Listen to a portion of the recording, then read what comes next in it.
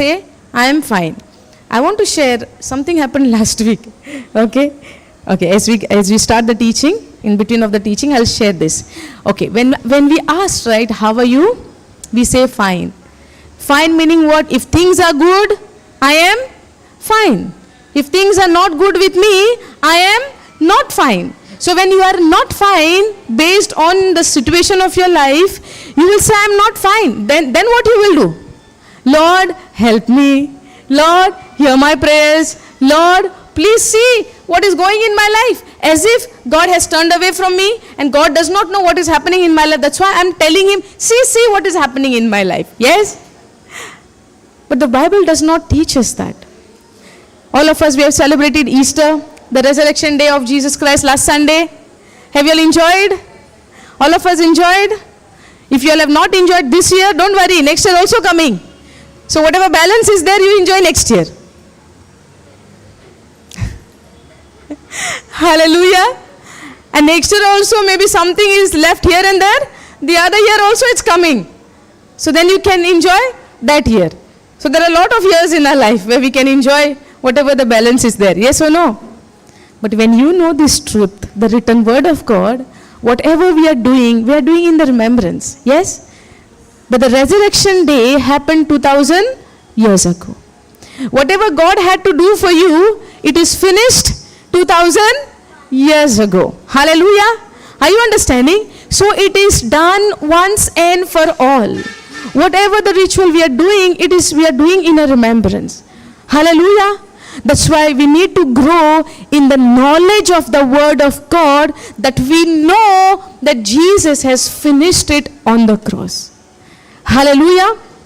So today if I am feeling not good or something is not happening in my life, it is not that God has missed on something to do in my life. No. God is very mindful of his children. Are you understanding? God is very mindful of his children. He knows what we want. He knows what is important for us in our life. He knows in which area we are struggling, and God's will for you and me to help us to come out of that, not by laboring, but by we knowing the truth that he has already finished it. Are you understanding this? Hallelujah. So Jesus died for you on the cross when? 2000 years ago. Jesus went to the grave when? 2000 years ago. Jesus was resurrected from the dead when? 2000 years ago. Hallelujah. So let's not just remain on the milk. Let's start having a solid food. And that is what Paul is telling to his people. Don't stay just on the milk. But you need to start having the solid, getting matured in the word of God. Hallelujah. It's been so many months now we are learning and learning and learning. Yes or no? But are we still want to stay on that milk, sincere milk, like a small baby? Or are we going to grow and be as the sons of God, where we become matured and we know? Hallelujah. Understanding? Getting it? So let's grow. And how to grow? As you study and spend time with the word of God. As you spend time. Now for example, we can take in growing is just like our, a worldly example, or the example of a child when the child is born. Okay, when the child is born, immediately on that same day he is running out of the hospital. Mama, let's go home, I can run, let's go. Does the child say that? What does the child do? Don't say anything, only where. You don't know whether crying for hungry or crying because of stomach ache or whatever. We don't know, yes or no? Even the child don't know how to say, because the child is small, baby, still depending on the milk. Yes or no? Now because child is crying, you will give solid food? No. Child has to grow 1 month, 2 month, 3 month, 4 month. Yes or no? In this 1 month, 2 month, 4 month, he does not stay 1 day year old, 2 days a year old. No, he's growing from 1 day, 2 day, 3 day, 4 day, 5 day, 1 month, 2 month, 3 month, 4 month. Yes or no? Is this a journey of a child which we see in our day-to-day life, or in our family life, or in our own children life? Yes or no? We see like this, right? The child is growing from the birth to, is he going up or is he going down?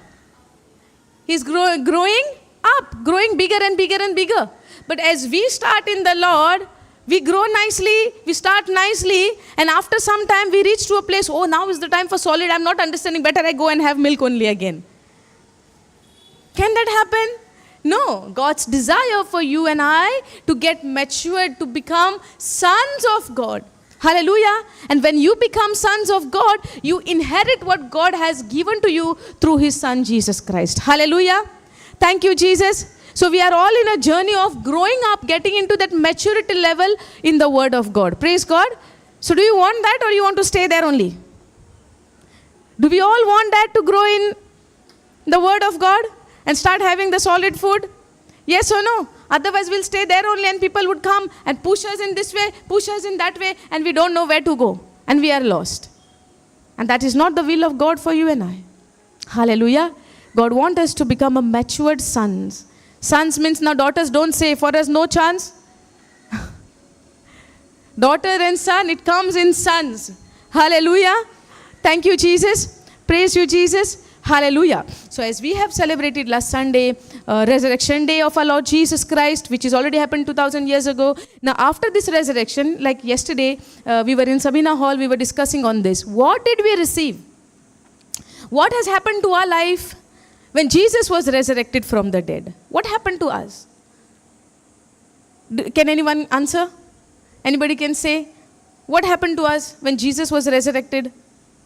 After His crucifixion, after His burial, after His resurrection, what happened to us? Huh? Happiness? Okay, it's a joy. Yes, correct. One thing we learned is, Jesus won the victory over death.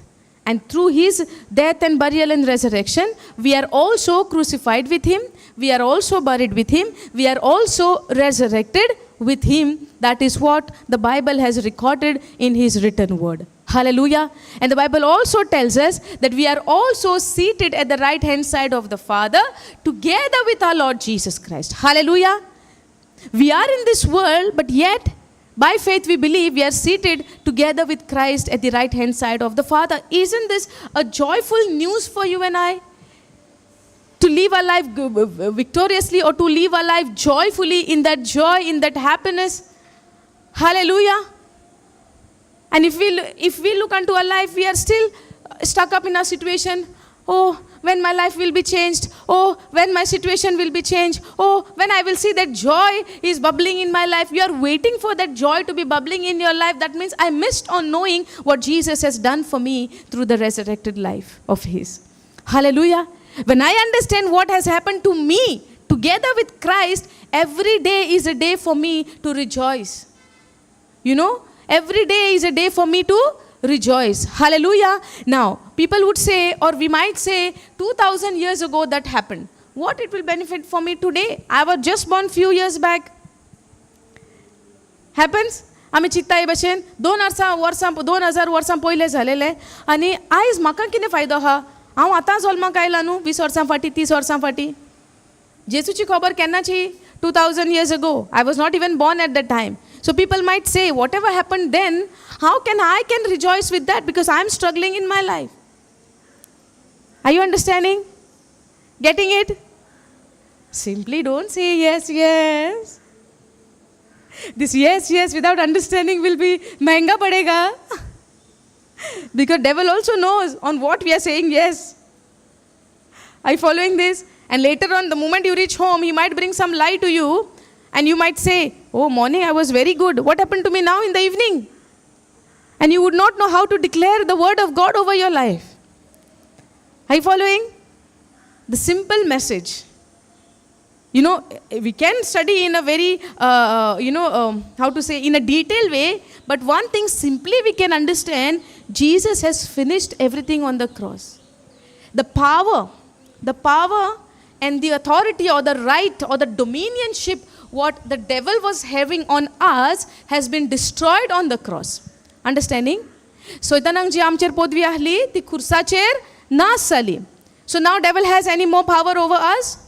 No. Then why do we say devil no so powerful, he come to deceive me, he come to do this to me, he is the one who's doing all things in my life? Why we are saying like that? Have you seen people are blaming devil for everything? Have we seen ourselves that we used to blame devil for everything? Devil is the one, soitan ailo nadung. What we are saying? Devil. Devil must have not taken his name so much, that much we have taken his name. Yes or no? In every situation, in every area of our life, we are blaming devil. You know, devil can have power over you with his lies and strategies and scheme only when you don't have knowledge of the written word of God. Following? When you don't have this knowledge, what Christ has done for you and I, devil will come and nicely take advantage. Yes or no? If you don't know the house which you stay belongs to you, your relatives can come and tell you, this house belongs to me as well. I have rights on this house. My ancestral or my great-grandparents has already also had given their name for this property. And you don't know the actual property papers. You don't know. And then you will say, yeah, okay, come, you also come and stay. Let's stay sharing. Because you don't know. You don't know the actual paper. You have never searched for it. You never opened it. Now your relatives are coming and saying, we also have the right, and you are allowing your relatives to come and stay because you don't know whom this property belongs to. But the day you comes to know this belongs to you only, now will you allow your far relation to come and stay in your house? They can just come, stay and go. But will you give them the rights for that house? You will not give now, because you know now this house belongs only to you. Your parents' house is this. But if you don't know, your far relations will come and they will come and stay with you, declaring and saying, this also belongs to me. Same thing happened with the devil as well. When I don't know what my Christ has done for me, when I don't know what is that power has been imputed inside of me the day I received Jesus as my Lord and Savior, and devil knows more than me, the Satan will know what you know and what you don't know. Because when I know, I act on it. When I don't know, I live a victim life. So when you start living a victim life, it's an evidence for the devil that you don't know the truth. That's how he comes and takes your advantage, takes our advantage. Are you understanding? So let's begin to know the truth, what Christ has finished on the cross for you and I. What is the victory he won for you and I? When we begin to know this, what Christ has won for us, we will start living a victorious life. Hallelujah. Now for the people who thinks that I was not born when Jesus did all of these things, it is not for me, so I need to labor my own works or labor my own salvation. If you are thinking that way, the Bible also have the answer. Hallelujah. Before we start with our teaching, let's surrender this moment into God's hand.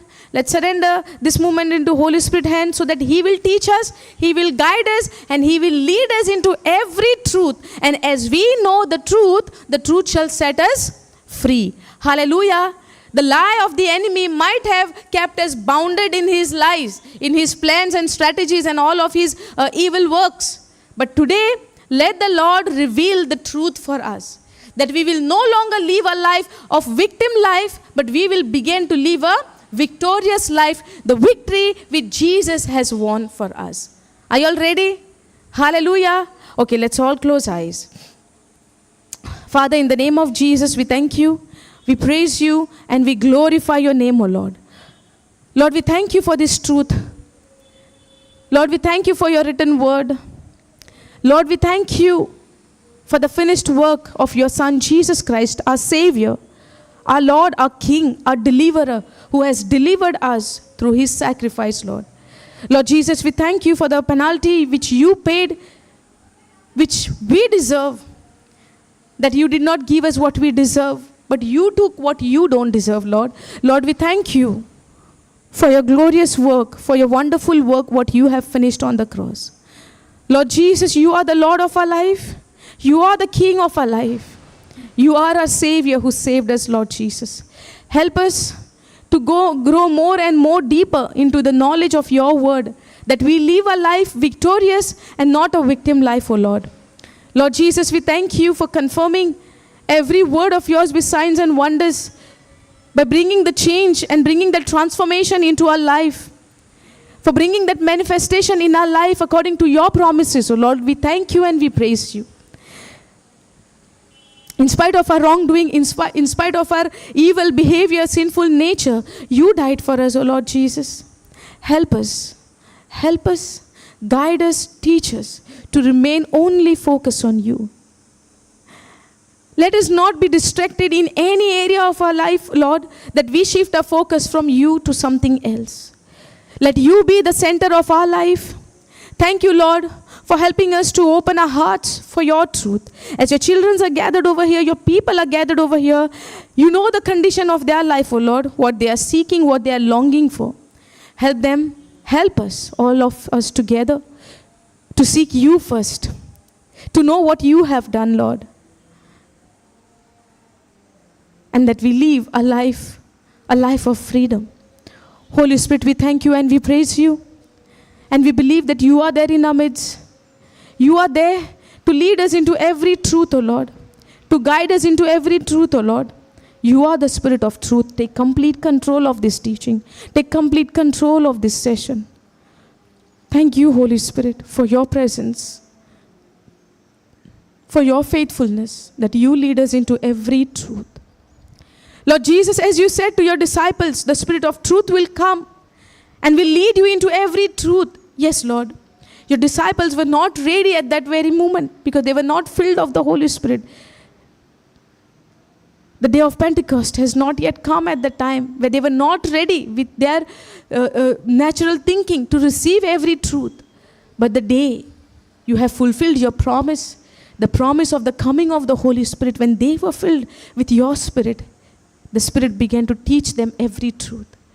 Let it be done unto us also, O Lord. As we are listening this truth, let your fire, the fire of the Holy Spirit, fall upon us so mightily right now, that we are filled with your Spirit, that we begin to understand the truth, the same truth which gives freedom, O Lord. Lord, we thank you for filling us right now with your power, for filling us right now with your Spirit. Thank you, Lord. Thank you, Jesus. Thank you, Holy Spirit. You take complete control of this teaching as we are about to begin, O Lord. You speak through this mouth. You speak what you want to teach us, O Lord. I surrender. Thank you, Jesus. Thank you, Holy Spirit. In Jesus' name we pray. Amen. Hallelujah. Thank you, Jesus. Praise you, Jesus. Hallelujah. Okay. Shall we go to Romans 1? Romans 1:16 onwards. KJV we can put, huh?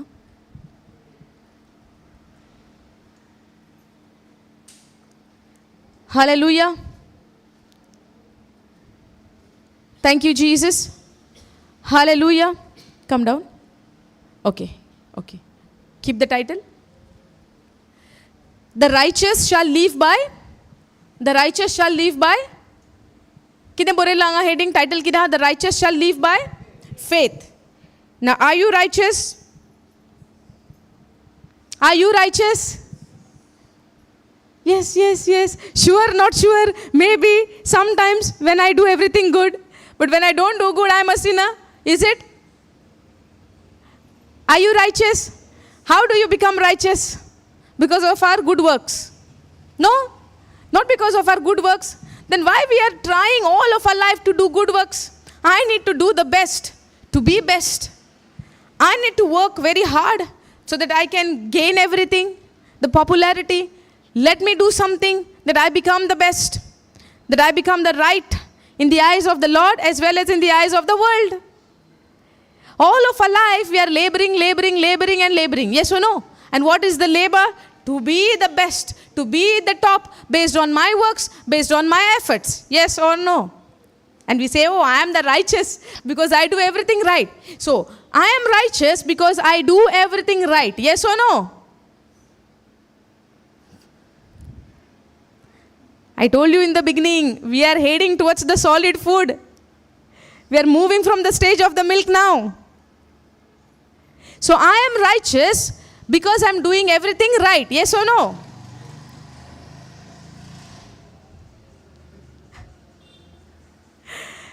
I become righteous because I do everything good. Okay, we'll hold on this scripture here only. Let's go to Romans 5:21. 2 Corinthians 5:21.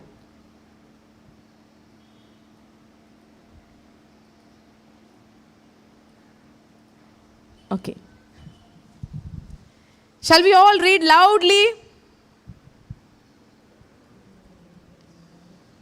Okay, before you read, I'm going to show you one word. Okay? What is this? What is this? Christ. Sin.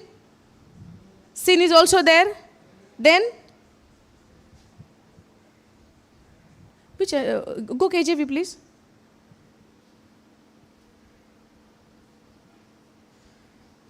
Okay, now. For he had made him. He is God. Him is Christ. Okay. Now Jesus, God made Jesus to be sin for us. So now we see God is there.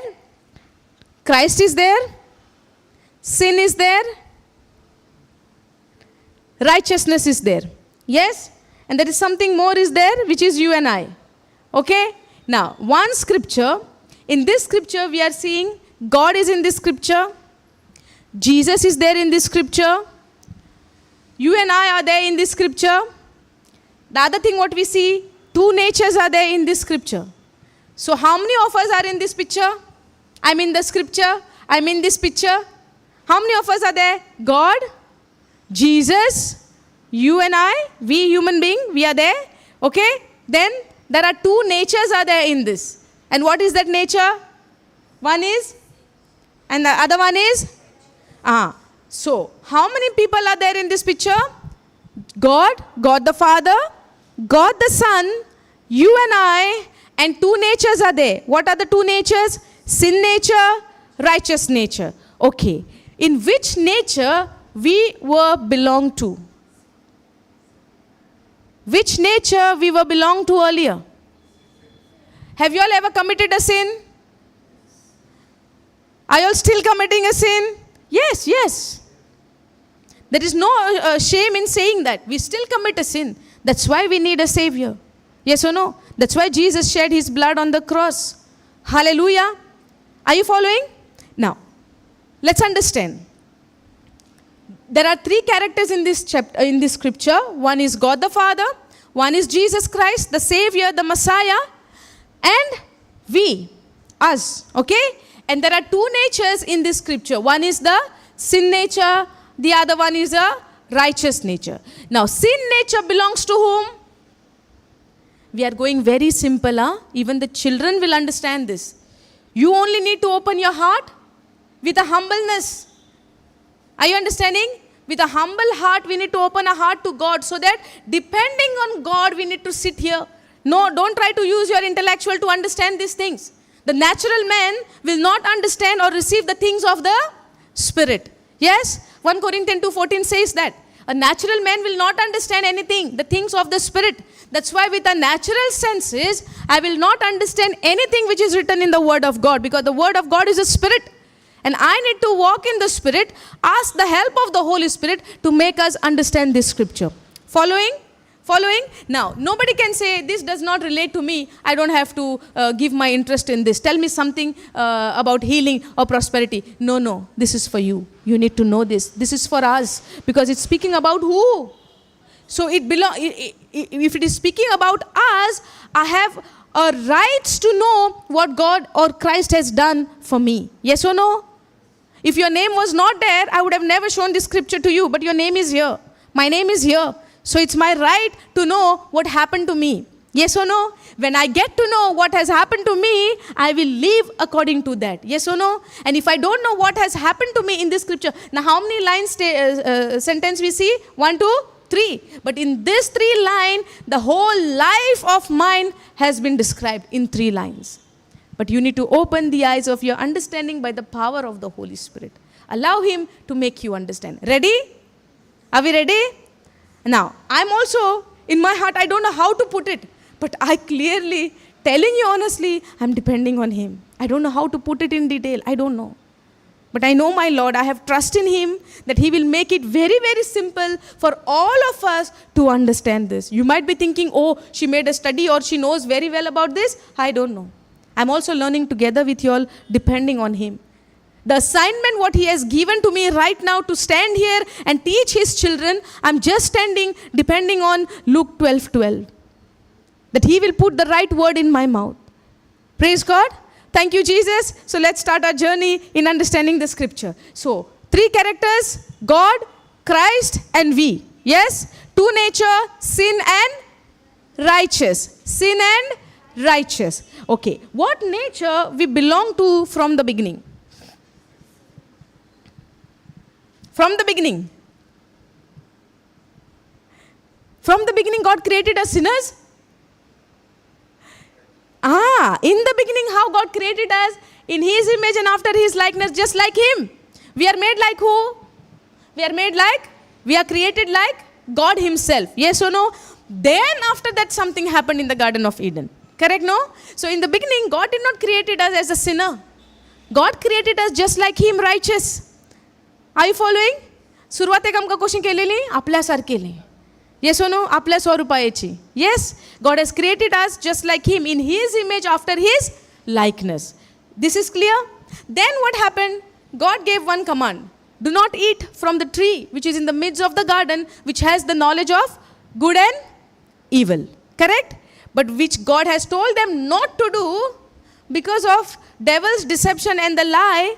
Eve gave her ear to him and ate the fruit, and also gave to her husband, to Adam. Correct? The moment they ate that fruit, what happened? Something got entered in them. That is called? What entered in them? Sin. Sin is not an action. Sin is a nature. Understanding? Righteousness is not how you act and then you become righteous. No. Righteousness is a nature. Swabhav. Konkani we say swabhav. It's a nature. Sin is a nature. Righteousness is also a nature. Now some people, or in the old covenant, the Pharisees used to think, if I do good, I will become righteous. That's why they were trying to keep all the laws and the command of God day and night. Putting something here there is a commandment. Here there is a commandment. Day and night confessing the commandments and confessing the word of God. They're thinking the more I confess, the more righteous I become. Hallelujah. We need to understand sin is a nature. Righteous is a nature. Righteousness is just. It's a nature. Sin is the nature of the devil. Righteousness is the nature of God. The moment they disobey God, sin nature got entered in them, and they, because of that sinful nature, the action becomes sinful. Understanding? Now, we need to understand that because I commit a sin or I do an action of sin, that does not make me a sinner. That does not change, because you commit a sin or do something, it does not make you a sinner. You have a sinful nature in you, that's why you do it in a action. Sasmata? Okay. There is a mango seed, correct? There is a mango seed. When you plant that seed, what does it come for the mangoes? For the tree? Apples? Jackfruits? Jamuns? कितें येता? कित्याक mango येता? Seed कितें हा? Seed कसली हा? आंब्याची. Seed is a mango seed, so you cannot sit down and expect something else to get produced for this tree. Yes or no? If you know the seed is a mango seed, 100% in no doubt. Maybe you pray for the whole night and whole years, 5 years you are praying. Oh, I have planted a mango seed, but I am waiting for jackfruit. I have planted a mango seed, I am waiting for cashew. I have planted a mango seed, I am waiting for apples to come or oranges to come. And you are praying and praying and praying and praying and praying. Day and night, fasting and fasting and fasting. Crying and crying and crying. Will jackfruit will come for the tree? No, you prayed no so much. You cried no so much. So why jackfruit will not come?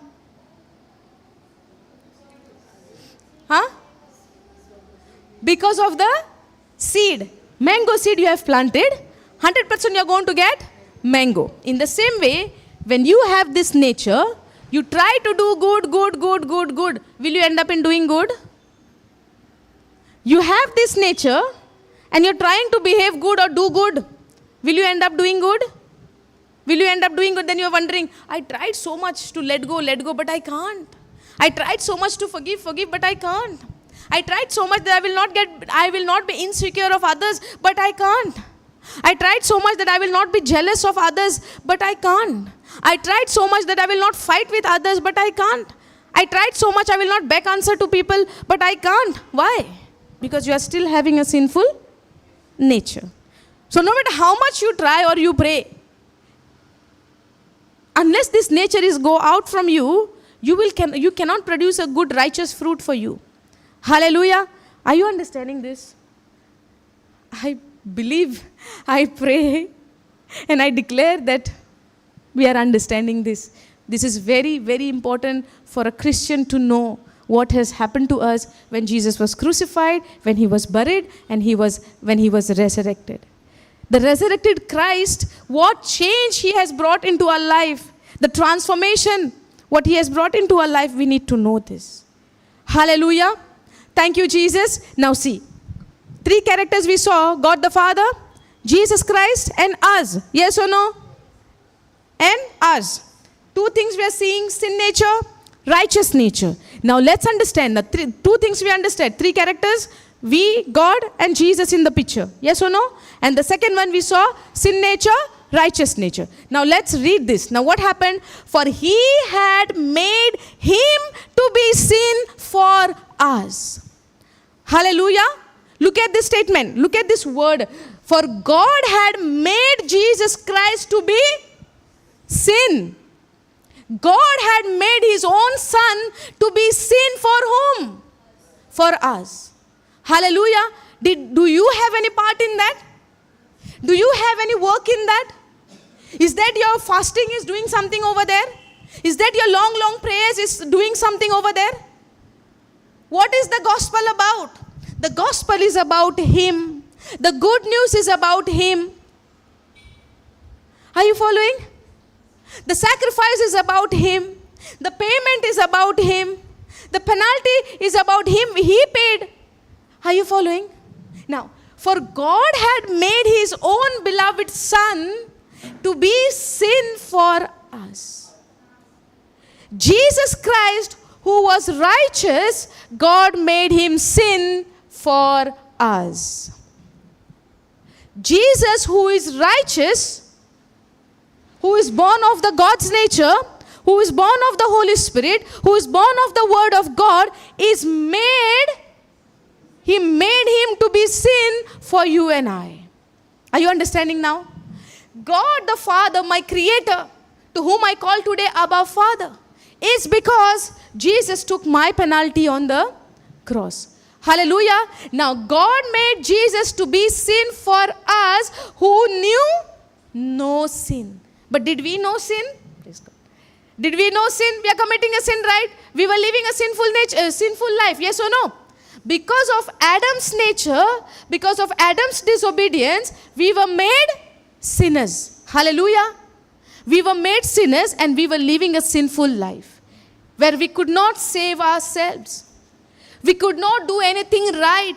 Even though I think of doing good, I cannot do it because of a sinful nature.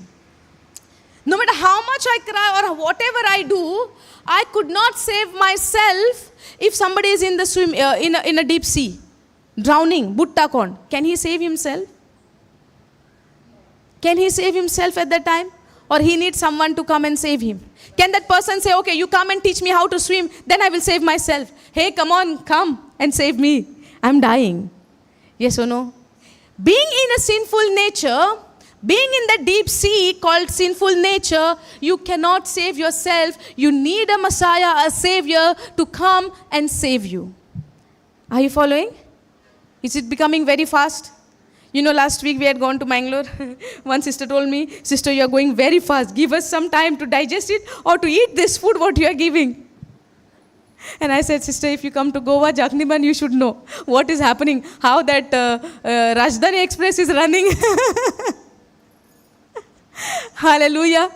Thank you, Jesus. Praise you, Jesus. See, it's not about how fast I'm going. It's about how fast you are catching it. The more you are interested, right, the more fast you will catch it. Are you understanding? But yes, some people really, they need a little slower. I understand that. But at the same time, you also make your ears and your eyes and your attention. Yes, I will get it. I will grasp it. I want to know this. The Lord will teach you. It's about how much we pay attention. It's about how much my spiritual ears are open. That's why Jesus said, those who have ears, they will listen. Those who have eyes, they will see. Does that mean in those days people were not having ears and eyes? They were deaf and dumb or they were blind? He's speaking about the spiritual eyes. He was speaking about the spiritual ears. Are you following this? It is same today. We need to be very vigilant, very sharp by the power of the Holy Spirit to get it. Hallelujah. Thank you, Jesus. Okay, now. For he had made him to be sin. God made Jesus to be sin who knew no sin. Are you following? The one who do not have any knowledge of sin, the one who do not have any nature called sin, the one who has never committed a sin, the one who had no sin in him, God made him sin for us. Now when God made Jesus sin on the cross for us to pay the penalty of your sin and my sin, now there is a point comes that I need to pay my own payment. Can I say now I need to pay the payment of my own sin, or can I say that let me fix for what I have done wrong? Let me go on fasting so that God will forgive me, or let me go on my knees so that God will forgive me, or let me do something or give food to the poor so that God will forgive me. Hallelujah. Are you understanding? There is no works can save us or can give us salvation.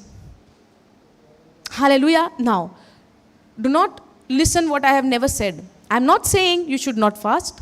I'm not saying you should never pray. I'm not saying you should never give to the poor. I'm not saying all of those things. God has told us to do all of these things. I'm not saying no. But those things will not bring you salvation. Those things will not save you. Because you are saved, the Spirit of God lead you to do this kind of things. Are you understanding? It's other way around. But the world has taught us if you do good, you will get good. If you behave good, you will be forgiven. If you fast longer hours, God will have mercy on you. God will not have mercy on you when you perform a performance. God already had mercy on you because of his Son who became sin for us on the cross. Are you understanding? Following? Okay. What we learn from this scripture is 3 character, 2 natures. Yes or no? God the Father made Jesus Christ to be sin for us who knew no sin. Jesus had no knowledge of sin in his life. But he was made. He was made a sinner. Made sin for us. Now why did he made sin? Why Jesus was made sin? Why Jesus was made sin? For us? Why? What is the reason? Why Jesus was made sin on the cross for us? Why?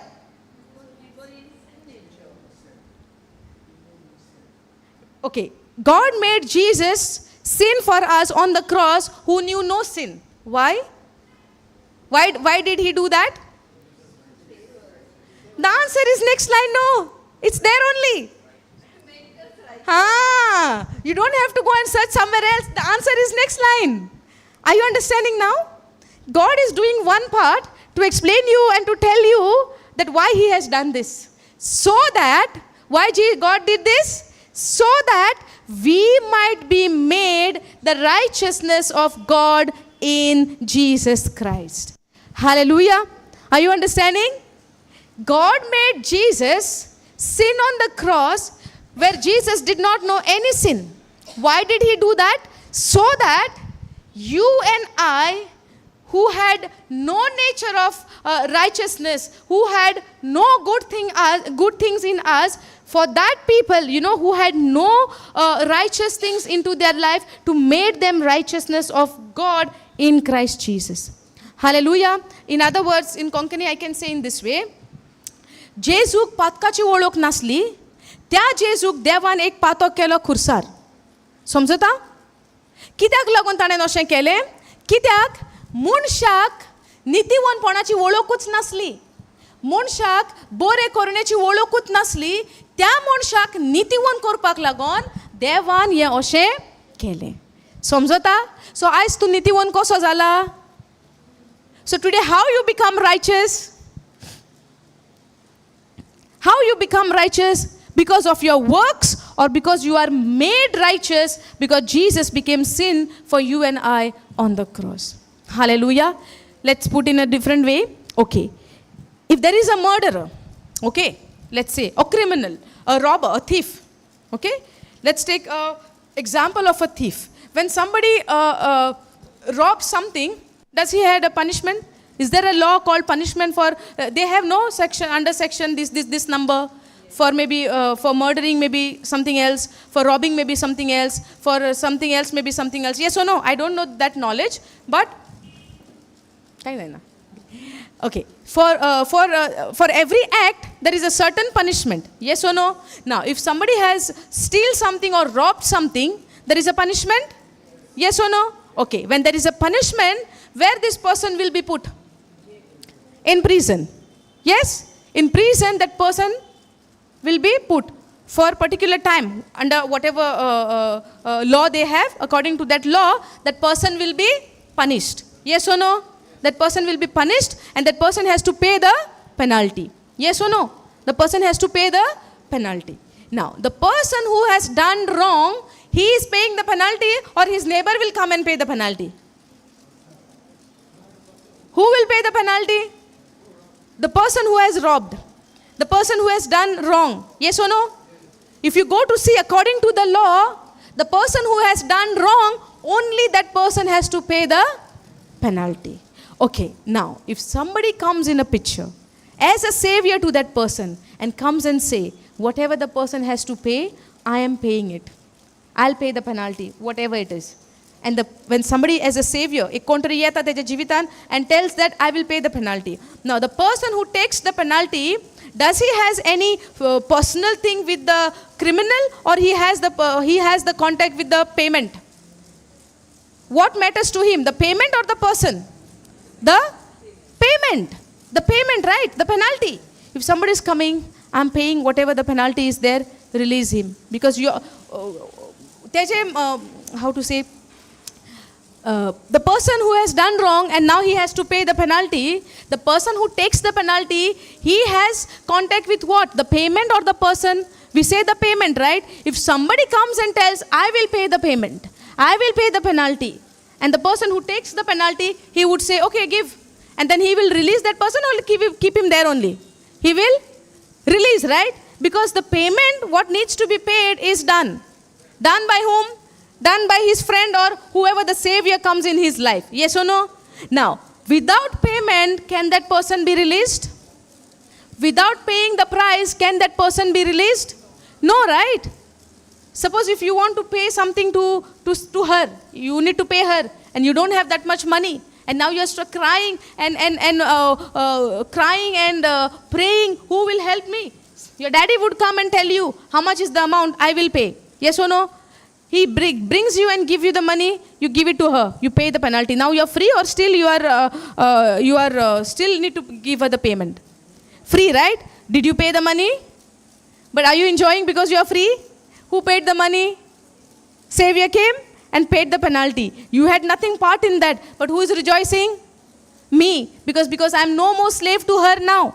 In the same way, the reason why I'm giving you this small example, so that you will understand. So you will understand what Christ has done for you.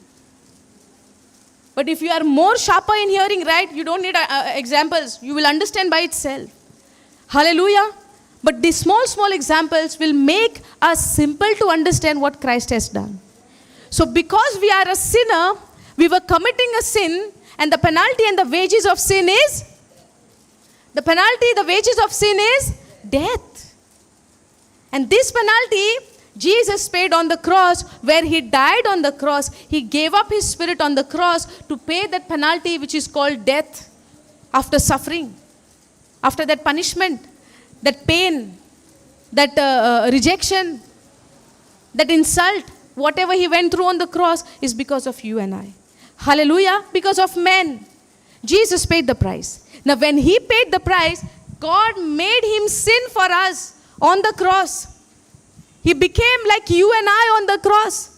When he was paying that penalty, he took a human form when he came to this earth to save a human nature, for save you and I. who's living in a human form. Are you understanding? This is what God has done through his son Jesus Christ. Hallelujah. Now, when he did that, you are standing here. For example, I'm standing here, okay? I'm standing here, and there is one more place beside me. That place is something else, okay? I'll tell you what it is. Now, I'm standing here as a sinner. I'm standing here as a sinner, as in a sinful nature. Now, God made me righteous through our Lord Jesus Christ, that I might be made righteousness of God through Jesus Christ by Jesus becoming sin for me on the cross. So when Jesus did this act on the cross, from sinful nature, now I am jumping into righteous nature. It's not because I do good, that's why I'm going there. It is because Jesus was made sin for us on the cross. He paid the penalty. He paid that wages called death for you and I. That we were supposed to die. What we deserve, he took it on the cross. What I don't deserve, he gave us through the cross. Hallelujah. Are you following? What I deserve, he took it on the cross. What I don't deserve, he gave us through the cross. Hallelujah. Are you following this? So I was a sinner. Jesus nailed my sin on the cross, the sinful nature. He crucified on the cross and made me righteous by he paying the penalty. And from this place, I'm directly shifted into righteous nature. And I was made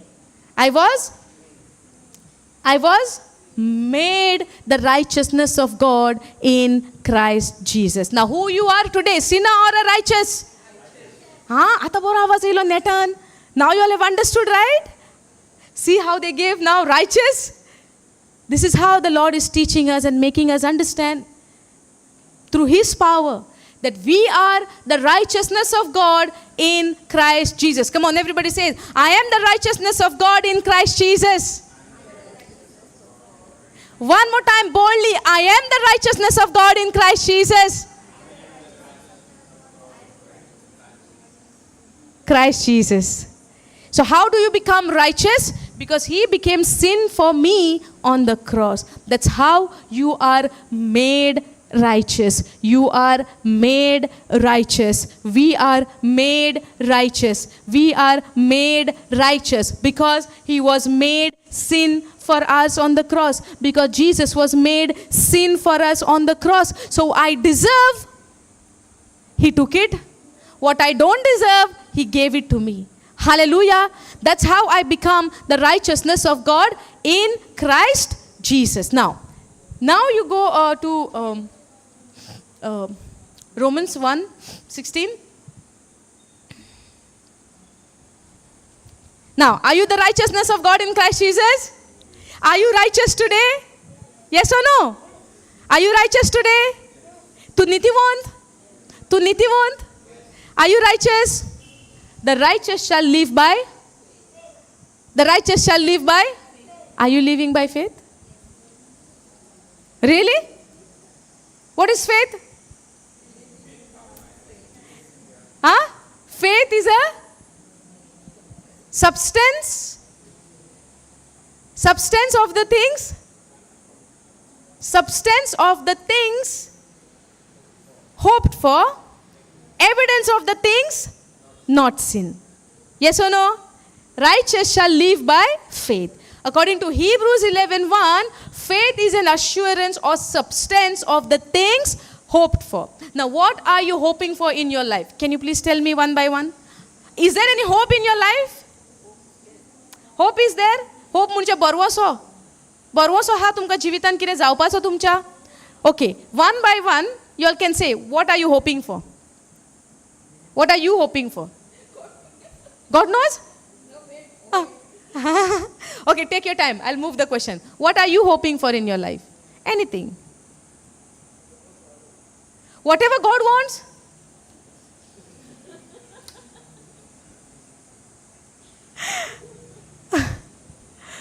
Okay, I'll give an example for make you to understand what is hoping. Okay, a person is sick. Hoping for what? Hoping for what? To be healed. What is his hope? To be healed. Okay? Person is sick. What is his hope? To be healed. Yes or no? A person is poor. What is he hoping for? To have that finance where he can live a stable life. Yes. Now you tell me, what is your hope? I gave you 2 examples. Anybody? What are you hoping for? Given up on your hope? Shifted, focus is shifted. What are you hoping for? To grow spiritually. Are you laboring? Okay, what are you hoping for? For good marks. Have you done good in your exam? You did good, no? Okay. What are you hoping for? To know God? I was expecting something else, not this. At least now. What are we hoping for? Anikon, brother? Good health. You are hoping for good health. Very good answer. We are hoping for a good health. Where we are actually struggling in our health issue. Where doctors are coming with a different reports. Cholesterol problem, sugar problem, pressure problem, this problem, that problem. Yes or no? Now what you are hoping? Hoping a good health. Which is correct. Yes or no? Do you agree with this? I agree. Suddenly morning when you get up, your all joints are paining. What will happen to you? What will be your thinking? God, I need a good health. I began to experience pain in my joints. I cannot walk. Yesterday what I could do, today I cannot do. Lord, what is happening? Help me. Do something. You are hoping for a good health. So hope comes. Hope comes when you don't see it now. Yes or no? Hope is your expectation, your imagination, your desire. Are you understanding? Hope is your expectation, what you are expecting to happen which is not yet happened. Okay? Hope is your imagination where you are imagining for something which is not yet happened in physical. Hope is your desire where you desire to happen something in your life. You desire. Do we have a desire? Yes, right? The desire you see with your physical eyes? No, but you see it in your imagination? Yes. And that imagination you are expecting to happen in physical. That's where the hope comes. Hallelujah. Now, righteous shall live by faith. You all of you agreed that you are the righteousness of God in Christ. So you are a righteous person. So when you are a righteous person, you begin to live by faith. Faith is what? Faith is a substance of the things hoped for. Okay, can you go Hebrews 11:1?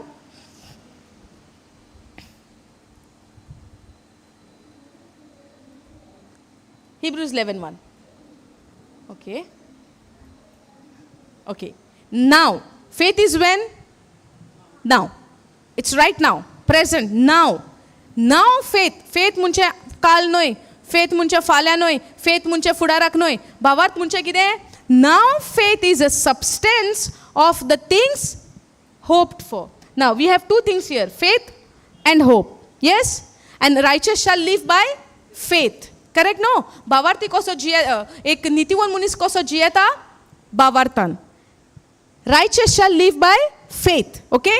Now what is faith? Faith is the substance of the things hoped for. Now hope means what we have discussed? Imagination, desire, expectation. Yes or no? What you want to happen in your life. A good thing according to the word of God, what you are imagining to happen in your life. Correct? No? Now, one brother said hoping for to know God more and more, which is good. Correct? You are desiring to know God more and more. And this desire should never end in our life, you know. The more you know, the more you desire. The more you know, the more you long. Even my desire, I want to know you, Lord, more and more in my life. The things of the world, I have decided to give up. I have no desire for the things of the world anymore. Which is wonderful what God has done in my life, the transformation. I don't even expect things like, you know, for example, expectation is what? The worldly things, it's completely gone. And still going and going and going. The thoughts will come.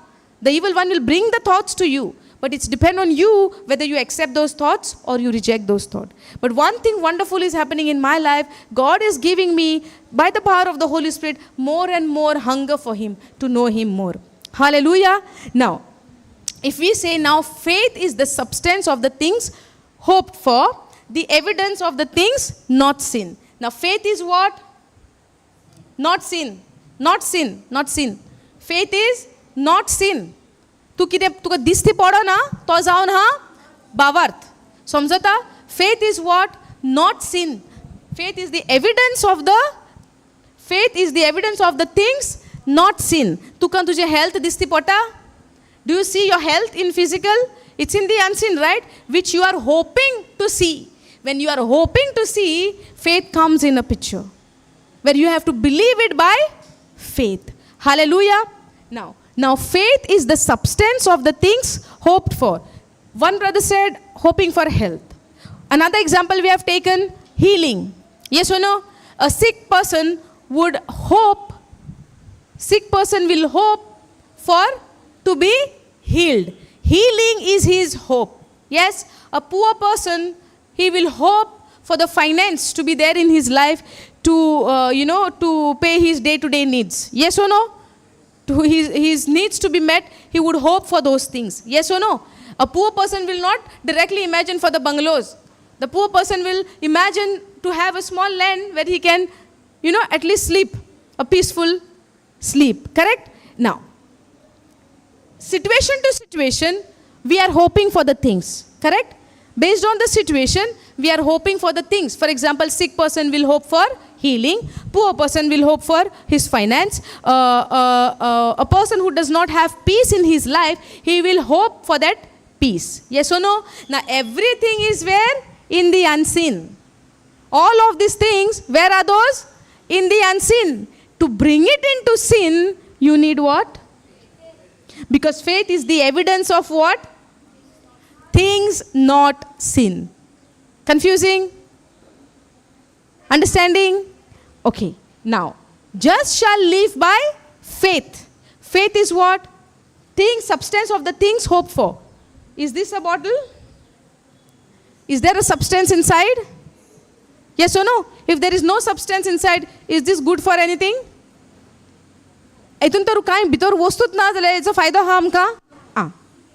Faith is the substance of the things hoped for.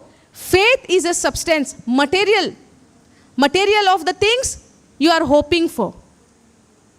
Thank you, Holy Spirit. Help me to put it in very simple way. When a person is building a house, does he need a material? What is the material? Did you have your own house? Do you remember when is the day you have built the house? Does the person told you have to bring this material, that material? The contractor, the architecture, whoever is building your house, did he ask you to bring these things? These things would be required? Yes. But when he is telling you, you need to have this thing, sand or that stone or cement or whatever the things for your house, he gave you the list, or you also know the list. Now, the material is in your house? Material is in your house? No. But the picture of the house is in your mind? Yes. Did you sketch your house picture? Yes. Do you, when you stand on that open land, do you know where will be your kitchen? Yes. Do you know where will be your bathroom? Yes. Do you know where will be your bedroom? Yes. Do you know where would be the windows would come? Do you have that sketch in your hand, which you have made that blueprint? Yeah. Blueprint we don't make before we making the house, or just stand and do whatever you want. Is it? You have an imagination. You have a desire. You have an expectation in your mind. If by chance, if the architecture does something opposite to your plan, you would tell him, break it and do the plan which I have given you. Yes or no? You have a full right to do that because you're paying him. Example, when you plan to build your house, you don't have a substance yet, but do you have an imagination? Because you have that imagination, now because of that imagination, you bring that substance and you build that place or build that structure. Yes or no? Now this is a physical evidence. Yes? In the same way, this faith is the substance of the things hoped for. If you are expecting to be healed, you need to have a hope to be healed. If you are desiring to be prosperous or wealthy in your life, if you are poor, you need to have a hope of be prosperous or to be wealthy in your life. If you are desiring or if you are hoping in your life to have the peace of God in your life, you need to have that imagination. Unless you have that imagination, this faith which is the substance, will not bring in your life unless you have a hope for those things. Hallelujah. In a simple way, faith will not come into action unless you have hope for your expectation. Hope for your thinking, what you are thinking, imagining. Are you following this? You will not bring the substance to build your house unless you have a picture of your house in your mind or in your blueprint. Hallelujah. A person does not want to build a house. Will he go and bring the substance? A person is not planning to build any structure. Will he go and bring the substance, sand and this? No imagination. There is no plan of building a house. Will he go simply and bring? No, right? When he have it in his mind, then only he will go and bring the substance. Correct? When you have an imagination to know God or to be healed or to be prosperous or to be joyful or to be have that peace in your life, unless you don't have it in your hope, faith will not come into action to bring it into your life. Hallelujah. It is your faith that brings that manifestation in your life when you are hoping for those things. Simple? Confusing? Let's make it more simple. Anybody wants more in detail about this, or you got it? Only you got it? No answer from behind? Say. Give something more? Okay. Healing example. Okay. What is the situation of your life? What are you going through in your life? Why are you coming for the word? I see you every day coming hungry.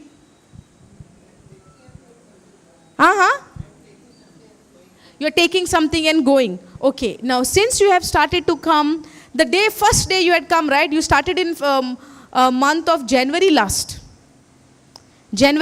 I remember the last week of January. No. God put you here. Yeah. I believe that's why you still continue. Yeah. Now, from the time you have started coming, Yeah. before you come here, Yeah. were you in peace in your life before you come here? Or there was disturbance in your mind? Worries? It was there disturbance, but after, Worries were yeah.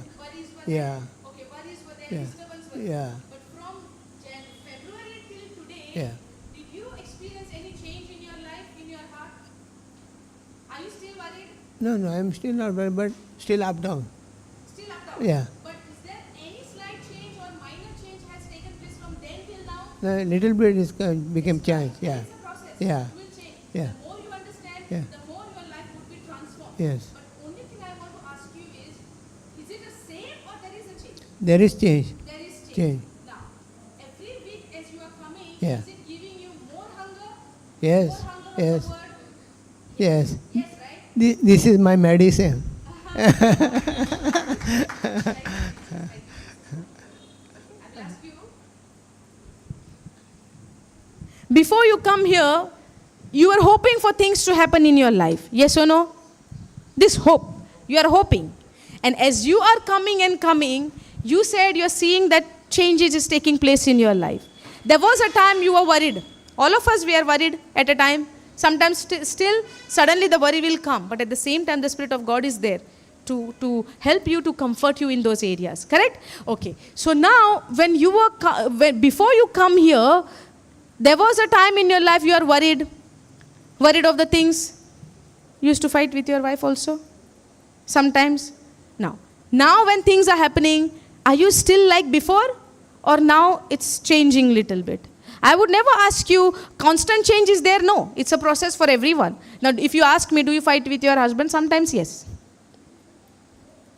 Sometimes, yes, I do fight. Fight meaning arguments would take place, not like major arguments, but slight here and there, disagreement on the things, putting your point forward. It happens. It's a process. It's not that instant change is not coming. We are in a process of renewing our mind. Okay. Now, earlier, how you were getting hyper or maybe tempered or anxious on the things, are you still like that? No. Change is there and still it is happening. Correct? No? Now, if you are worried before, And your hoping was what? You wanted yourself to be changed. Yes or no? I would not say maybe financial changes or physical healing changes. Maybe our behavior. Sometimes we are tired of our behavior. Yes or no? Is anyone ever tired of your behavior? How much you're trying to do good but not happening? I was one of that. You are also? I was one of that. Why I'm saying, it's not about the major problem of my life is the financial or any healing. The major problem of my life was that I was hot-tempered. Immediately I used to get angry. Immediately I used to react.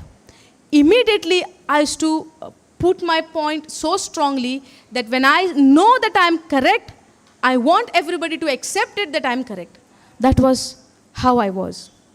But now also, if this kind of things are happening, that I know that I am correct, but the conviction in my heart, the Spirit will tell me, quiet, let go. And like from my inside, I know I'm correct. Why I cannot speak? Lord, let me. The Lord says no. And I have to obey. Hallelujah. This is the change took place in my life. Until today, this kind of situation would happen, but the action is different. Earlier, react. Put your point forward till they understand or till they go in guilt. I was making my point so strongly that the person who's coming against me with their own opinion, to prove them wrong, I used to make my point so strong and put it so strongly, they literally go into guilt and they would go into shame. That they lost the conversation. That was me before. When I'm confident. But at the same time, if I'm wrong, I would not fight to prove myself right, If I'm wrong, okay, khalas, I'm wrong. But if I'm not wrong, I was very strongly. But now you know what is happening. We say, right, God is a helper. Sometimes God will tell you, you stand there like as if you are wrong. Don't speak anything. Let them see that you are stupid, you are foolish. They might think that you are stupid, you are foolish. You're fighting for your right or something like that. But it could be the will of God for you at that time. Because God has its own time to bring you up. Hallelujah, that I experienced in my life. Because there are times in my life I saw that I could fight for my thing. I could fight to prove myself right. But the Lord said, be silent. Be silent. And I was silent at that very moment. After certain months, दूध का दूध, पानी का पानी, we say, right? It happened. Praise God. So I learned something. When God tells you to be silent, you be silent. Don't speak anything. Don't prove yourself. Don't show that you are right. God knows right that you are right. You don't fight. Let God fight for you. This battle is not mine, but God's. Hallelujah. Now, what I'm trying to tell you over here is, now faith is the substance of the things hoped for. We are hoping for a lot of things. But this hoping to come into manifestation or come into physical in our life, this faith is the substance. And faith is what? The evidence of the things not seen. Faith is not sin. Now, go back to that Romans 1:16. We have not even started that scripture yet. Okay, the title is saying, the righteous shall live by faith and not by sight, but live by faith. Faith is what? Evidence of the things not seen. For example, now you are saying, I am the righteousness of God in? We just said it. I am the righteousness of God in Christ Jesus. I am the righteousness of God in Christ Jesus, that I was made righteous, not because of my sacrifice, because of Jesus who paid the price for me. Hallelujah. That's how I was made righteous. And now when I am made righteous, this righteousness is of faith and not of works. Hallelujah. This righteousness of God is by faith. And we righteous who become righteous by the grace of God because of our Lord Jesus Christ, we are called to live by faith. And faith is the substance of the things hoped for, the evidence of the things not seen. The moment the word faith comes, be ready. Faith is the substance of the things hoped for and the things, evidence of the things not seen. That means, in a short word, faith is unseen. Are you understanding? Faith is unseen. Now you and I, the one who is made righteous, are called to live by faith. We are called to live by faith, and faith is unseen. So now when you fall sick, what will you do? Heal me, Lord. When you will do this healing for me, Lord? Did you call yourself, you are the righteousness of God in Christ Jesus? That means the righteous are called to live by faith. So when you fall sick, what do you say? Oh really? Oh really, we are saying 1 Peter 2:24? Or first thing, what will happen when I will die? What will happen to me? Tomorrow what will happen? What will be my report? How I will be get healed? Which medicine to take? Where to go? Where to run? Yes or no? Are you the righteousness of God in Christ Jesus? Are you called to live by faith? What is faith? Believing in the unseen. 1 Peter 2:24, what does it say? By the wounds and stripes of Jesus, you will be healed. When you will ask. Alert, attentive. 1 Peter 2:24, what does it say? By the wounds of Jesus, you have been healed. Now, healed is what? Past or present? Past. When I pray, am I asking and praying that it is already done, or you do it for me? I am not asking what does the scripture says. I am asking what do I do when I fall into that situation?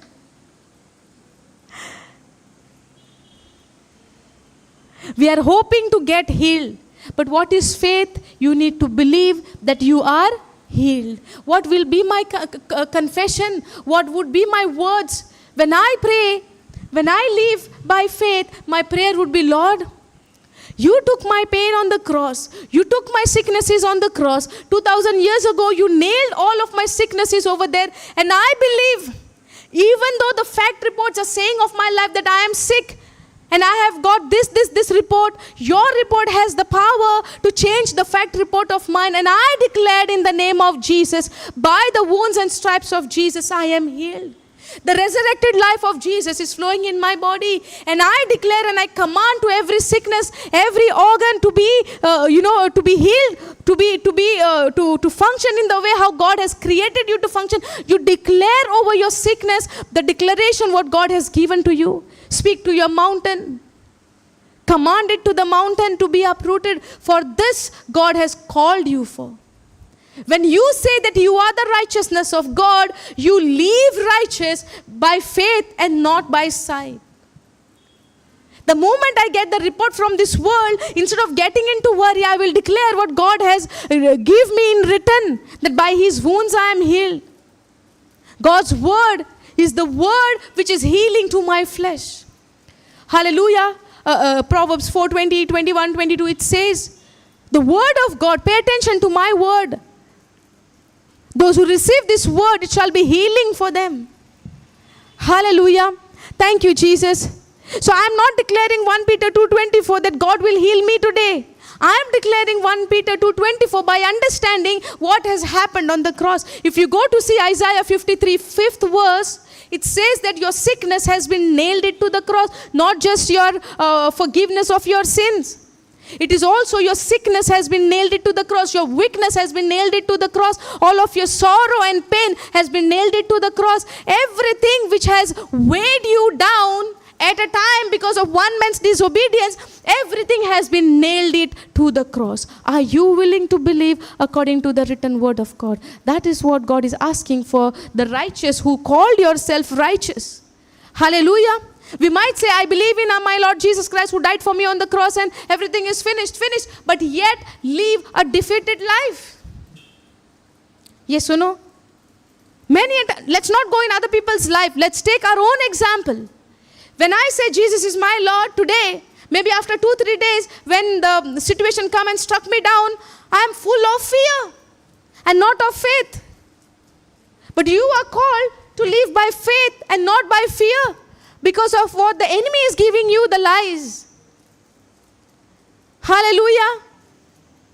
It is very easy to say, I'm going through this problem, I'm going through this situation. But do you know what Christ has done for you on the cross? The day you get to know what He has finished for you on the cross, there is no way the words will come out of your mouth, I'm going through this or I'm going through that. But instead of that, the words will come out from your mouth that not what I go through, but you will end up into saying what my Christ went through for me on the cross. And the life which I now live by faith of the Son of God, that it is He who lives in me, that I am crucified with Him. Hallelujah. It is no longer you. You became righteous when Christ came in you. You are made righteous, where you are standing right before God. And when you are standing right before God, you have everything which is of God. You don't even have to ask Him, give me, give me, give me. You only have to thank Him. Thank you for giving me this. Thank you, Lord. Hallelujah. Many a times we do our prayer, God give me this, God this area, God that area. Surrender every area which puts you down. Surrender every area which shows you that you are a sinner. Hallelujah. Because when you understand what Jesus did for you on the cross, you will never call yourself sinner, but you will call yourself righteous, not because you do something to be right, because you are made right, because God made Jesus sin on the cross for us. Hallelujah. Thank you, Jesus. So it's not about you and I anymore under the new covenant when you say that Jesus is your Lord and Savior. The day you say Jesus is your Lord and Savior who died for you on the cross, you do not live your life anymore for you, but you live your life for God. The way He wants you to live your life. His desire, His plans, what He has for you. And if you want to know what He has for you, dive in this. Dive in the Word. It's not about, who's behind I'm running, whom I'm following. No. Follow Christ through His Word. Our focus has to be on the Word of God and not on people that we run here, we run there. If we run here, run there, one day will come, we are tired of running here and there. And you will regret of saying, I wasted my life in running here and there. Instead of that, if you run behind this ride, you will get everything. Praise God. Thank you, Jesus. If you consider and if you believe that you are made righteous, you will know what God has done for you and you will live righteous. Praise God. Let's see what Paul is saying about this. For I am not... Can I have some water, please? And take a break.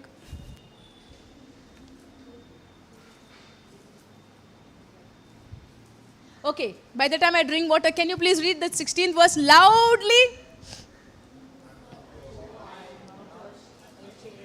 When you are saying I am, it is who is writing this gospel? Paul is writing. Yes, Paul is writing this letter. Okay, now Paul is saying for I am. Now you put yourself. And when you say I, consider that it is you saying that. Hallelujah. Come on.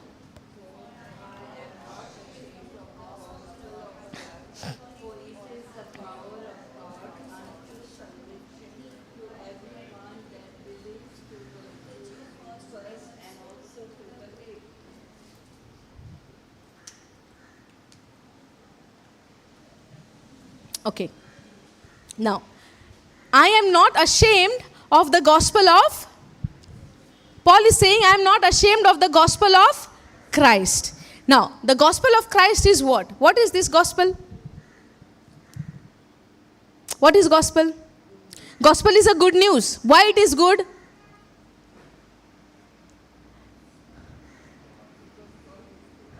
God is good. How do you know God is good? If you go to the old covenant and see the punishment what God gave, right, you will not say God is good. People are scared of God. Yes or no? God will punish me. God will give me judgment. God will put me in fire. Have you seen this kind of people? They're still scared. God will bring judgment on me if I don't live right. God will pour fire on me if I don't live right. That's why they are trying and running to live their life righteous. How we are made righteous? How we are made righteous? Just we studied, right? How we are made righteous? Because Christ was made sin on the cross. Yes or no? And because of that, we are made righteous. That means on the cross, divine exchange took place. Are you following? So I was made righteous not because of my works. I am made righteous because my Jesus paid the penalty which I deserve. The penalty which I deserve, the wages was there for the sin is death, that is paid by my Lord Jesus Christ, through which I was made righteous. Clear? Yes or no? We are made righteous. And now, when people are scared, even after being born again, even if after they say, Lord Jesus is my Savior, He died for me, at the same time they are scared of the judgment. Can this be possible? Christ living inside of you and you are scared of the judgment? If Christ is living inside of you, that Christ will take you into the fire and come along with you? Where is our understanding? Why even we are trying to put our logic to understand the word of God? If you say that Christ is living inside of you, if you believe that Jesus was nailed on the cross to pay your punishment, where He has released you out from that punishment and made you righteous, and now where you become righteous, where you are made righteous because of Christ's sacrifice, now can God put you into hell? Can God put you into judgment? See, come on, answer. No, right? So when you are confident, when you reckon, when you consider, according to KJV, the word says, when you reckon, when you consider that you are made righteous, how can you even imagine or think that you will go into hell? How can you even imagine to think that God will bring judgment on you? Hallelujah. If you know that you are the son of your Father, how can you even think that you will live a poor life after your father died when he has his own inheritance? How can you even think about that? Even though if you make mistake and go and do something wrong outside, does that mean the father will put you out of the inheritance? Out of his house? Or he is there to forgive you? So how can you say, if I do mistake, or maybe if I am fallen, I need to work on my efforts, I need to work on my performance, that God will be pleased with me all the time? If that's the case, I have not understood what Jesus has done. Are you following? Are you getting this? Now today we have learned that we are made righteous because Jesus was made a sin. We are made righteous because Jesus in first place was made sin for us. Yes or no? Is there any single word it talks about our performance? Is there a single word speaks about that it is our works? That I did good things that God has made me righteous? Is it that? No, it's very clearly said, it says that Jesus was made sin so that I could be made righteous. So that He made sin so that I could be made righteous. That's how I was made righteous. Now when you are made righteous, you become a new creation in Christ Jesus. Those who were there yesterday for Sabina Hall, we have learned on what?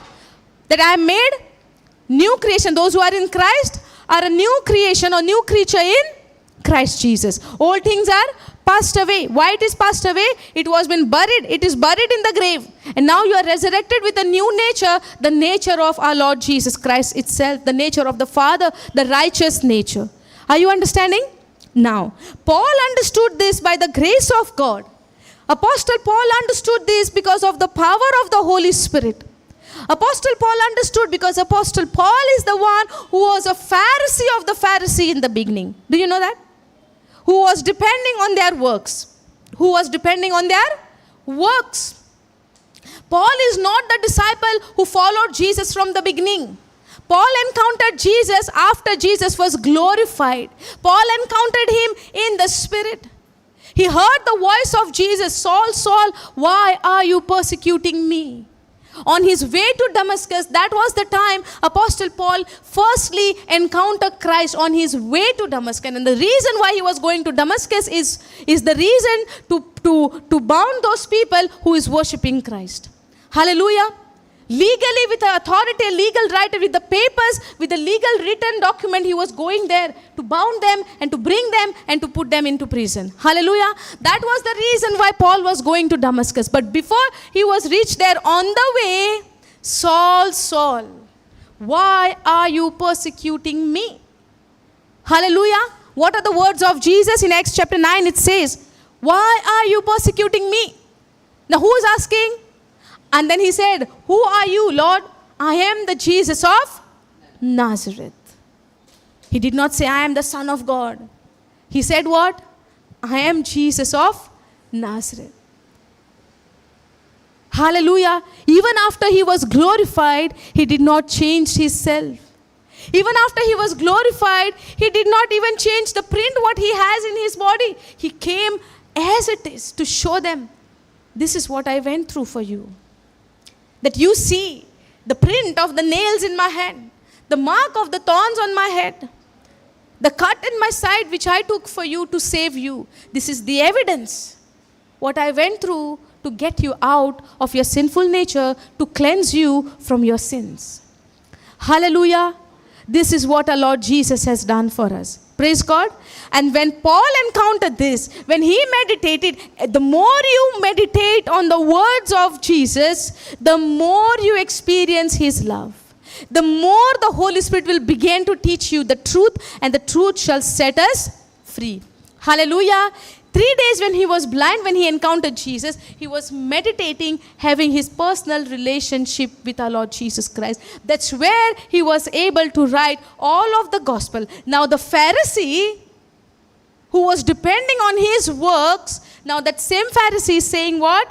I am not ashamed of the gospel, because the gospel of God is the power of God unto salvation. And what is salvation? Your healing, your prosperity, your wholeness, your everything, your freedom, getting delivered from every bondage. That's your salvation, which holds everything in it. It's a package. Hallelujah. Now this gospel of Christ is the power of God. The gospel of Christ, which is the gospel of grace. And grace is something what God has done for you. You have no part in that. If you go to see Ephesians 2:8-9, it clearly says not of your works. It's completely what Christ has done for you. So nobody can say, let me perform, let me cry, that God will heal me. Because healing comes in your package called salvation. Healing comes in your wholeness. Healing comes in that salvation, in that grace what God has done for you. That by his wounds, and he took that wounds on the cross for you. Yes or no? He was wounded on the cross, that by his wounds you have been healed. Hallelujah. So when it comes called the name and the word called grace, it is God's loving kindness.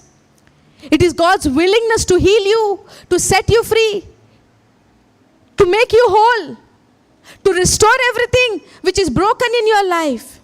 That is what we receive through that gospel of Christ, which is a good news, and this good news is too good to be true. Hallelujah. That's why we fail sometimes, and we wonder, without paying anything, without doing anything, how can I receive this salvation? When you hear the gospel, when you hear the message what God has done, and when you take a decision to believe, then and there you are saved.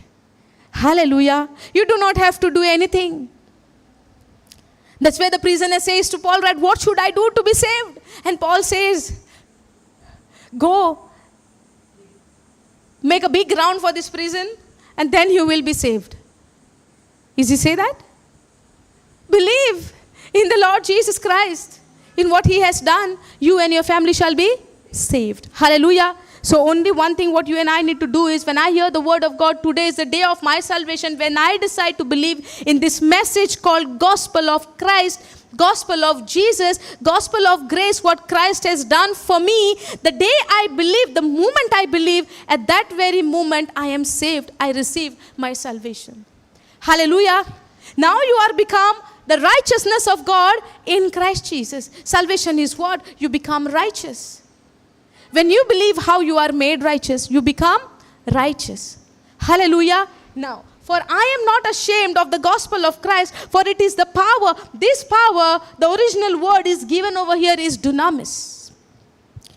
The word power is given, the dunamis power, the dynamite power, the explosive power, which brings the immediate change in your life. Hallelujah.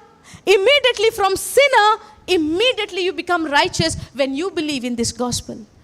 when you believe that Jesus died for you, when you believe that Jesus has forgiven you, when you believe that Jesus made you righteous by He becoming sin for you and I on the cross.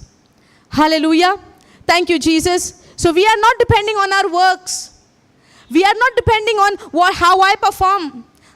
We are not depending on our action. But we are depending on His action, what He did for us. Hallelujah. That brings salvation for our life. Not what I do. The world will teach you in every way, you do this, you do that. But once you become righteous, the Spirit of God who comes to dwell in you teaches you to live righteous. Hallelujah. Now people would say, oh, if I become righteous, then why am I not living right? Yes or no? If I become righteous, then magically I have to live righteous. No. No. When you believe that you become righteousness of God, you live by faith. You depend on the Holy Spirit to help you to live right. Hallelujah.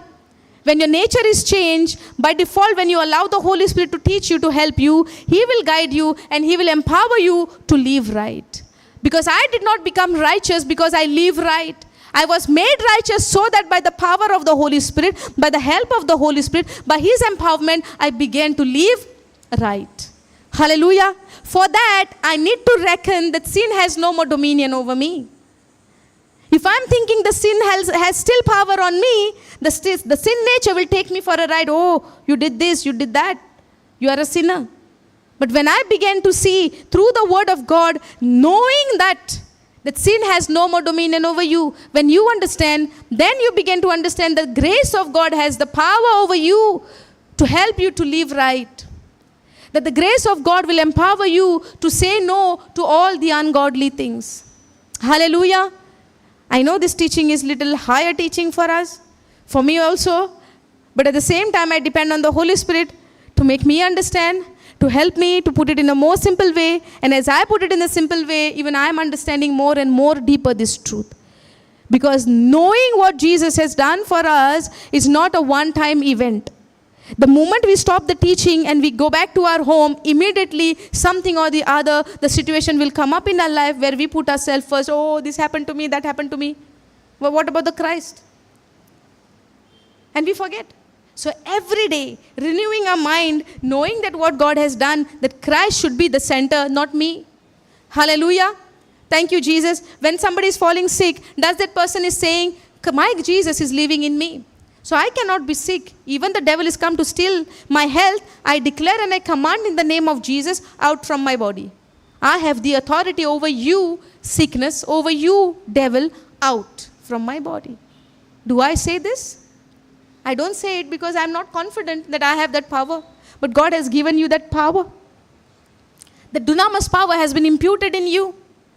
The dunamis power has been given to you the day you received Jesus as your Lord and Savior.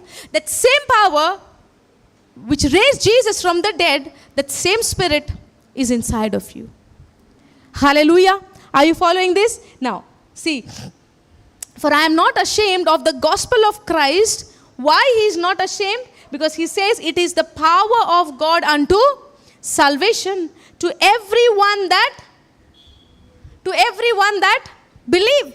To the Jews first and then to the Gentiles. To the Jews first and also to the Greek, which is Gentiles. Now, for therein is the righteousness.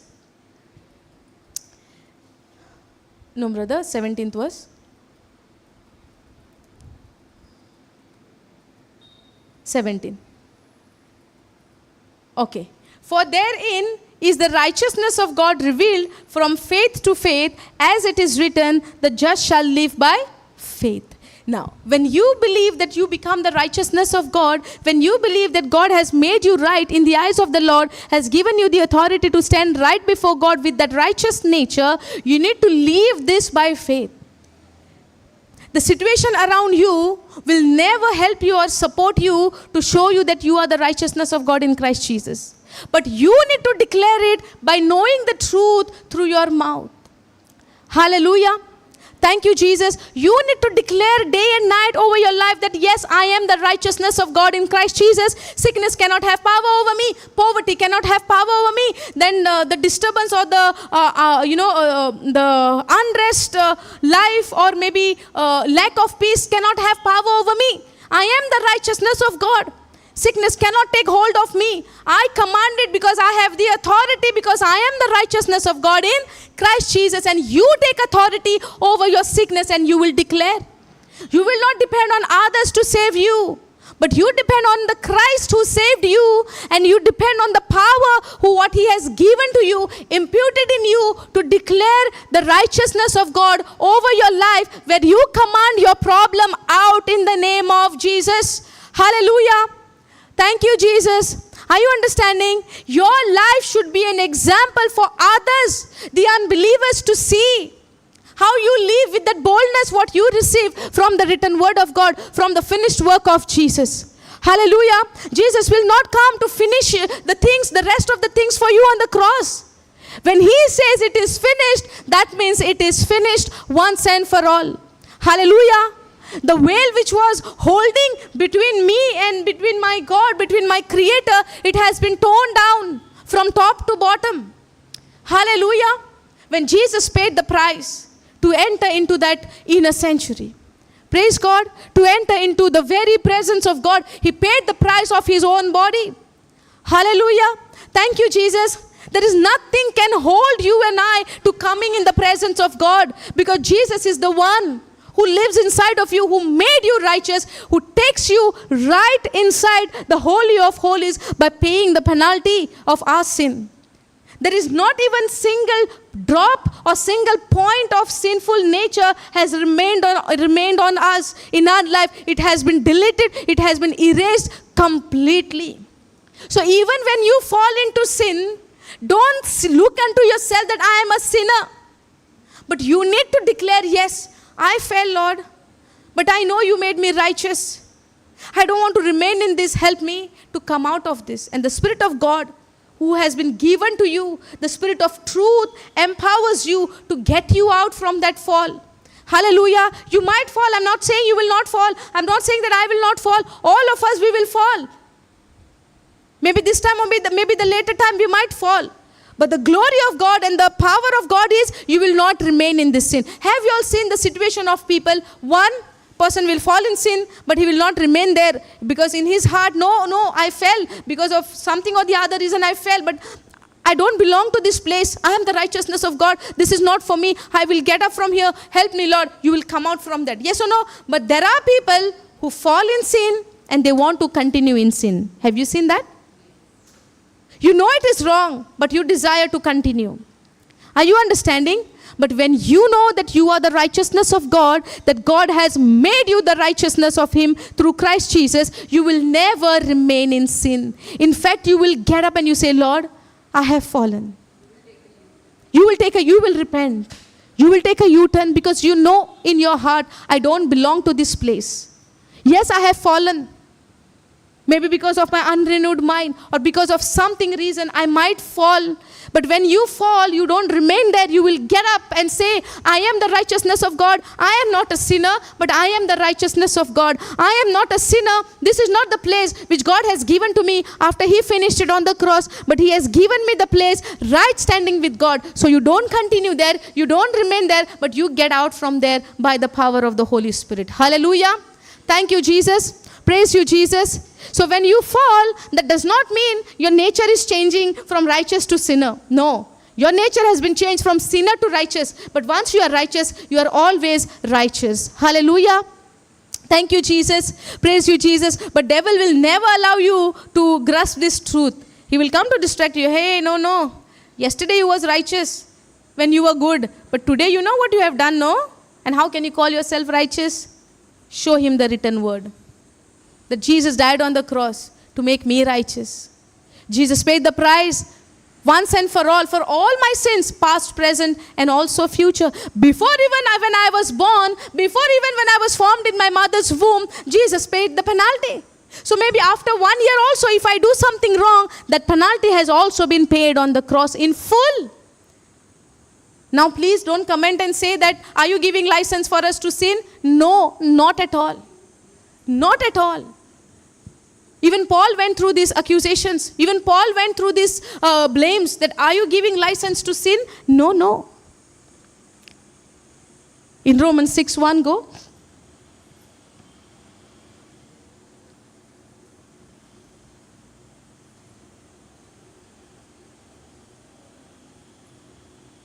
What shall we say then? Shall we continue in sin? Who is asking this now? Paul is making this question because Paul also was going through this persecutions. He was also going through this, allegations that what shall we say then? Shall we continue in sin that grace may abound? And he said, God forbid, not at all. No, nay, he said, how shall we that are dead to sin? When you are crucified with Christ on the cross, you are dead to sin. The old nature has been crucified. Now that is what Paul is saying. Now God forbid, how can we, I'm not saying that we shall continue in sin because of grace. No. He says, how shall we that we are dead to sin live any longer therein? Know you not that so many of us as were baptized into Jesus Christ were baptized also into his death? We are also died with Christ. Paul is saying we are also died with Christ. So when you are died with Christ, your sinful nature has been nailed it. Died. Now you are born with which nature? What is that nature? Righteous nature. Are you understanding? Now you are understanding? Now you are born with a righteous nature. Hallelujah. Go to the 6th verse.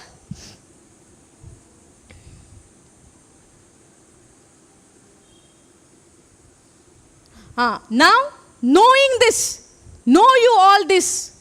Now, all of us, we need to know this, that our old man is crucified with Christ. How you have become righteous? There was a time you were a sinner, yes or no? Now, how you have become righteous? That you are crucified with Jesus Christ on the cross. Do you know that you are already dead? Do you know Ishwari is already dead? What is your name, sister? Priya. Do you know that tu khare poile meli mon? You are no more Priya. It is Christ who is living inside of you if you receive Jesus as your Lord and Savior. What Paul is saying, Galatians 2:20? I am crucified. Who is saying? Paul. So instead of I, we'll put Paul. Paul is crucified with Christ. Now I'm putting my name. I am crucified with Christ. That means you are already dead. So dead bodies basle anga. Dead bodies. It's not ending there. Yes, you are dead. Yes, you are crucified. Yes, you are buried. But the Sunday which we have celebrated, raised from the dead with a new nature called the righteous nature. Hallelujah. See, I'm so excited that I am crucified. I don't know about you all. You all decide. Okay. Now, knowing this, that your old man is crucified with him. We are very much interested in knowing the things of this world. Yes or no? Day and night, searching, Google, YouTube, this, that. Lot of things we are doing. Are we searching what God has done? Come on, let me go in this chapter. Let me find Jesus in this chapter. Oh, let me go in the Old Covenant also. What Isaiah has written about Christ? I want to know. I want to seek Christ in Isaiah, where he is speaking about the Messiah to come. Oh, let me seek there. Or go Google, search this actor, this information, that information, what is happening in that church, what is happening in this church, how many following is there for this person, how many following is there for that person. Which category are you falling in? Peeping in other people's life, checking what is happening in other people's life, failing to find Jesus, to seek Jesus through the written word of God. Hallelujah. You need to make a choice. Where are you spending your time? Where are you putting your interest? Where are you putting your desire? Knowing what happened in other people's life? Knowing what happening in this place and this country and that country? Do you know that you are the citizen of heaven? Try to know, not try, start to know what is there in the heavenly kingdom through the written word of God. The place where you eternally belong to. Do you know that you are temporary in this world? But we are more curious to know what is happening in this world and wasting our time, this news channel, that news channel, anga ezala, tinga tezala, speaking about all the worries. Yes or no? Now recently something is happened in some place. You know that, right? I don't want to mention anything. But we know, we are watching. And instead of getting into fear, how many of us actually prayed for that place or to those people and to those family? Praise God. But we are so quick in spreading the news. This happened, that happened, that happened. That's why everywhere now, checking is there. These are living in fear. If you believe in Psalms 91 that God has put his angels charge over you, nothing can come before you. 1,000 will fall beside you, 100 will fall, 10,000 will fall in the other side of you, but nothing will come to you. Do you believe in that? Or we are living in fear? Are you understanding? We need to take a decision. Where am I spending my time? Where am I putting my interest in? Have I really shifted my focus from Jesus? This is a question for each and every one of us. Have I really shifted my focus from Jesus? Have I fallen in something else? Or am I still focused on Jesus? This question for every individual. If you shift your focus from Jesus, think about that Peter who began to sink in the water, where he could not save. A fisherman whose all life was in the water, yes or no, could not save himself. Every fisherman, they know swimming, right? But what happened to Peter? Got into fear. Why? Shifted his focus. A fisherman began to sink, began to drown, began to die. Fisherman who knows swimming. I believe all of his life from childhood he was into that water only, that same sea. Must have seen the storms multiple times. Yes or no? But that storm has arose to distract a man from the Savior. And the moment you get distracted because of the storm which is around you and spending your time in the other things which is really not important for you, be careful, think about Peter. And the last word he said, "Save me, Lord." And that's where Jesus holded his hand and brought him out from that water. Are you understanding? Do not be ashamed of this gospel, because this gospel is the power of God, the dynamite dunamis power of God unto salvation. And when we believe that because of the finished work of Jesus, we are saved, when we believe in him, we are saved, you live your life by faith, not by on your works, but by on the works what Jesus has done for you and I. Hallelujah. There was a time, few months back, okay, we did not finish this, right? Knowing this, that our old man is crucified with him, that the body of sin might be destroyed. The body of sin has been destroyed. Know this knowledge, know this, reckon this, consider this, grasp this, take this, receive this, declare this, that the sin nature has no more dominion over you, because the body of sin which you had earlier has been crucified with Jesus Christ. Do you believe this? We don't see it by physical eyes, because the righteous shall live by faith. Now don't tell me you all are hungry, huh? All have seen that side. Okay. Now, knowing this, that our old man is crucified with him, that the body of sin, the earlier body was of what? Sin, is crucified with Jesus Christ. That body has been destroyed, that henceforth, after knowing this, henceforth, what is the meaning of henceforth? Eja fude. Sosmata, eja fude. Ye zana zalya upran, henceforth, eja fude, we should not serve sin. When you know this, that your old man, the old Adam, is crucified with Jesus Christ, your old body, the sinful body, has been destroyed, that henceforth we should not serve sin. Hallelujah. Now go to the 12th verse. Slowly go. 10th verse, 12th go. Okay, 11th. Now, likewise, consider you also yourself to be dead indeed unto sin. Now, why you need to consider yourself to be dead? Because you are crucified. तो हांगासर कितें म्हणटा, तुमी आतां हें मानून घेयात that तुमी मेल्या तुमच्या त्या पातकाक तुमी मेल्या पातकाक मेली आनी पोत्तून पुनर्जन्म जाली कोणाक नितीवनपणाक पातकाक मेल्या उपरांत कित्याक आमी पोत्तून जिवन जाली नितीवन to righteousness we are dead to sin and alive unto God, which is a righteous nature of God, unto sin, but alive unto God through Christ our Lord. Likewise, now you need to consider yourself to be dead. Now, God has given you the written evidence. Your part is to read it and declare it and consider it over your life. Hallelujah. Now, I am dead to sin. When sin got entered, I also started getting sickness to this body. Yes or no? Now that body has been crucified, which is by faith we believe. Yes or no? Now even though when the devil brings the lie in the form of sickness to me, you are called to declare that I am healed by the wounds of Jesus Christ. Hallelujah. I believe this is not confusing for you. We'll end up this teaching with a beautiful testimony. Are you all ready? Do you want the testimony? Yes. Okay. There was a time when brother came a few months back and told me, sister, he was working in a ship, okay? Boticher kam kota.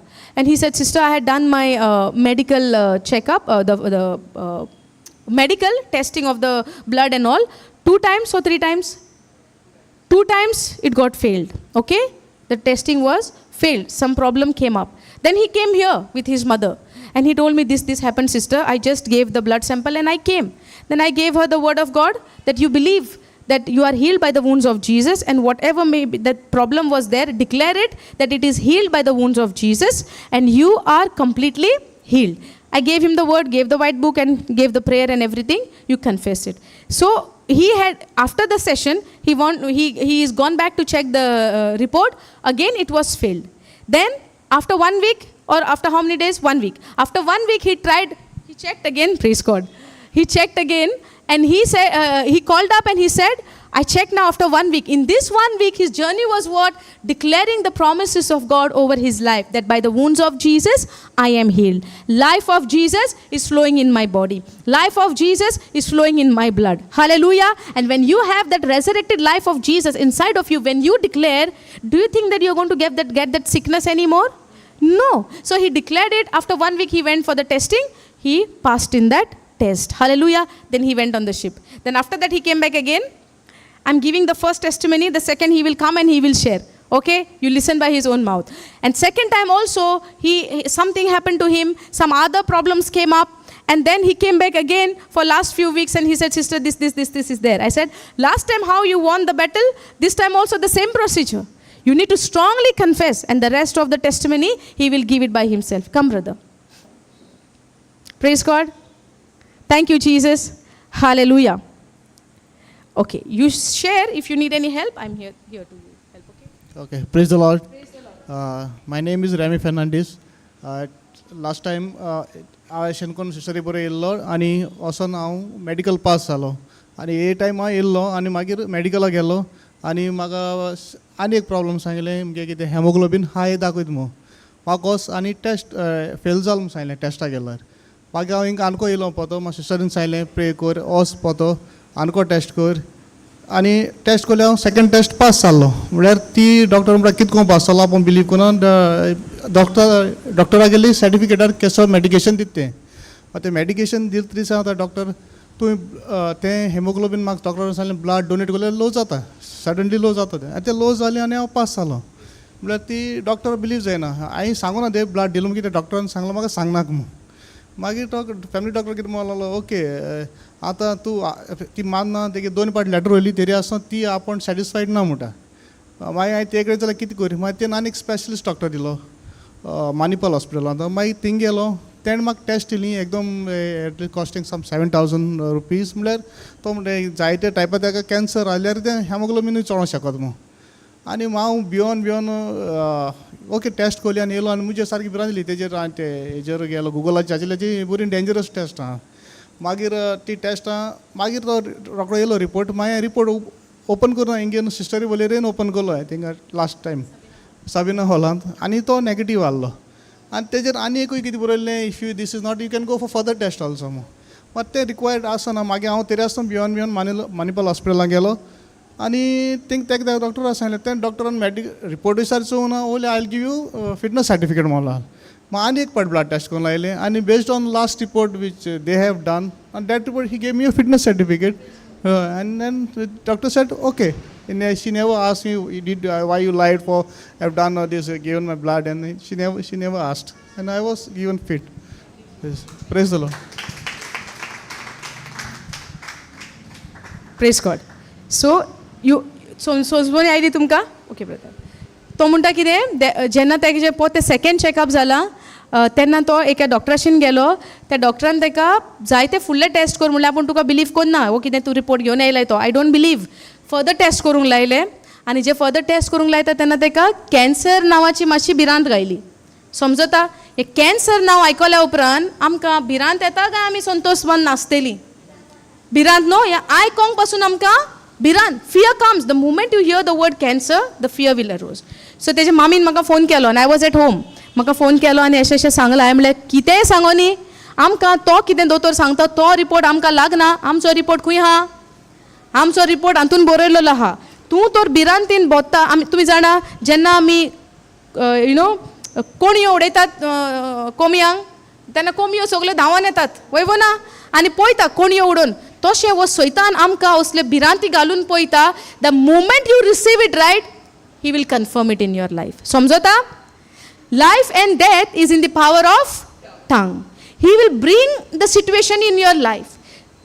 The way how you act for that situation, that's how he is going to confirm the things into your life. For example, जेन्ना तो आता भिरांत cancer नावाचे भिरांत oily ते सगळे कॅन्सराचे test तेजे report सगळे बॉम्बे धाडलेले. समजता? हे सगळे बॉम्बे धाडलेले. करेक्ट न्हय? Correct me if I am saying anything just immediately you are right there. Okay. So हे रिपोर्ट तेजे मामीन जे म्हाका सांगला आनी फोनाचेर आमी कितें उलयलां I am sharing those things. हे रिपोर्ट तेजे सगळे बॉम्बे धाडले. आय म्हणलें रिपोर्ट खंयसरूय वचो तुजो रिपोर्ट जो देवान तुका दिला तो तुज्या हातीन आहा. तुजे रिपोर्ट येता सोर day and night you will confess I am the righteousness of God in Christ Jesus. आनी जेजूच्या गायांनी हांव बरो जालो. यू वील ओनली से जेजूच्या गायांनी हांव बरो जालो. कसलेच दुयेंस कसलेच पिडा तुज्या कामार वचपाक तुका आडोवचें ना. समजता? पयले फाटीन तुज्या जिवितान तूं जाणाय अणभवलां कशें जालेलें. 2-3 फाटी तूं फेल जालोलोय. तिसरे फाटी जेन्ना तूं प्रेयर करून सोत मानलें म्हाका कांयच ना जेजूच्या नांवान आय एम कंप्लिटली हिल्ड तूं म्हणटाय तुजो रिपोर्ट बरो आयलो आनी तूं एक ट्रीप मारून आयला. सो सैतान आतां पोत त्यो तुका फोटींनी बांदूंक सोदता. सो तूं त्या फोटींक भिये नाका ब्रदर म्हणलें. तुवें त्या टायमार प्रेयर केलेलें प्रेयर सदांच सेम आहा. सिट्युएशन डिफरंट आसतलें but prayer is always same. 1 Peter 2:24 forever and forever eternally it's same. The penalty what Jesus paid eternally is same. My situation would be different but the word of God is same eternally. So I म्हणलें तूं same उतर म्हूण जेजूच्या गायांनी तूं बरो जालो. We will also the team will pray for you. Don't worry. भियोपाचें ना. भिरांतीक तुज्या भितर जागो दिनाका. ओके म्हणूंक लागलो आनी रिपोर्ट सगळे बॉम्बे आहा. ओके. सो त्याच्या उपरांत सबिना हॉलाचो सेशन लागीं पावलो Saturday. So Saturday together with his wife and daughter and mummy सगळीं 4 जाणां ती आयली आनी बसलीं. रिपोर्ट येवंक नाहले तेन्ना ही बसल्या आनी त्या दिसा we preached on Isaiah 53. Correct no? We were in the Lenten season आनी Isaiah 53 टिचींग कॉमेंट्स आहलोले आनी हिलिंगाचेर आहले. So when we were praying आनी आमी सगळीं बसलेलीं मागणें सगळें जालें. बसला आसतना तेजे मेडिकल्स रिपोर्ट आयले सगळे नेगेटीव म्हूण. ते सॅटर्डे. ओके. तो संडे पोत्ते ते रिपोर्ट घेवन Monday they had gone to Manipal to show the report. मोबायलाचेर आयले नेगेटीव म्हूण. संतोषाची गजाल. देवाचें उतर आयकोता रिपोर्ट आयले सगळे नेगेटीव. जी भिरांत घातलेली जे कितें पॉसिबिलिटी चान्सीस म्हणलेले तिंच्या थिंगाच कितें जालें सगळे डिस्ट्रॉय. खंय गेले ते वर्ड हितून हा दिसता. So it got destroyed. Hallelujah. मागीर मणिपालान वचून येयलीं थिंगा सगळे रिपोर्ट पळयले आनी थिंगासर मणिपालान ताका कितें म्हणलें आनीक दुसरें कितें टेस्ट करुया. तेंच आनी करूंकूच ना. तेजेर फिट म्हूण दिलें. त्या डॉक्टराक धाडले. ती कोण तुका दिवपाची आहली ती.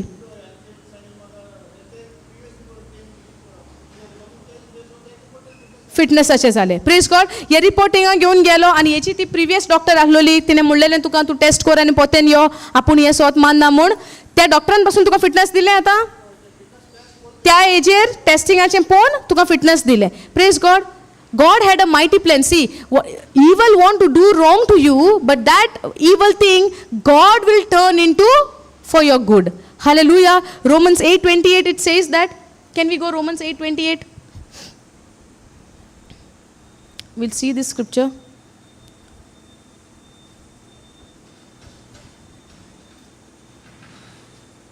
Okay. And we know that all things work together for good. Some things, all things.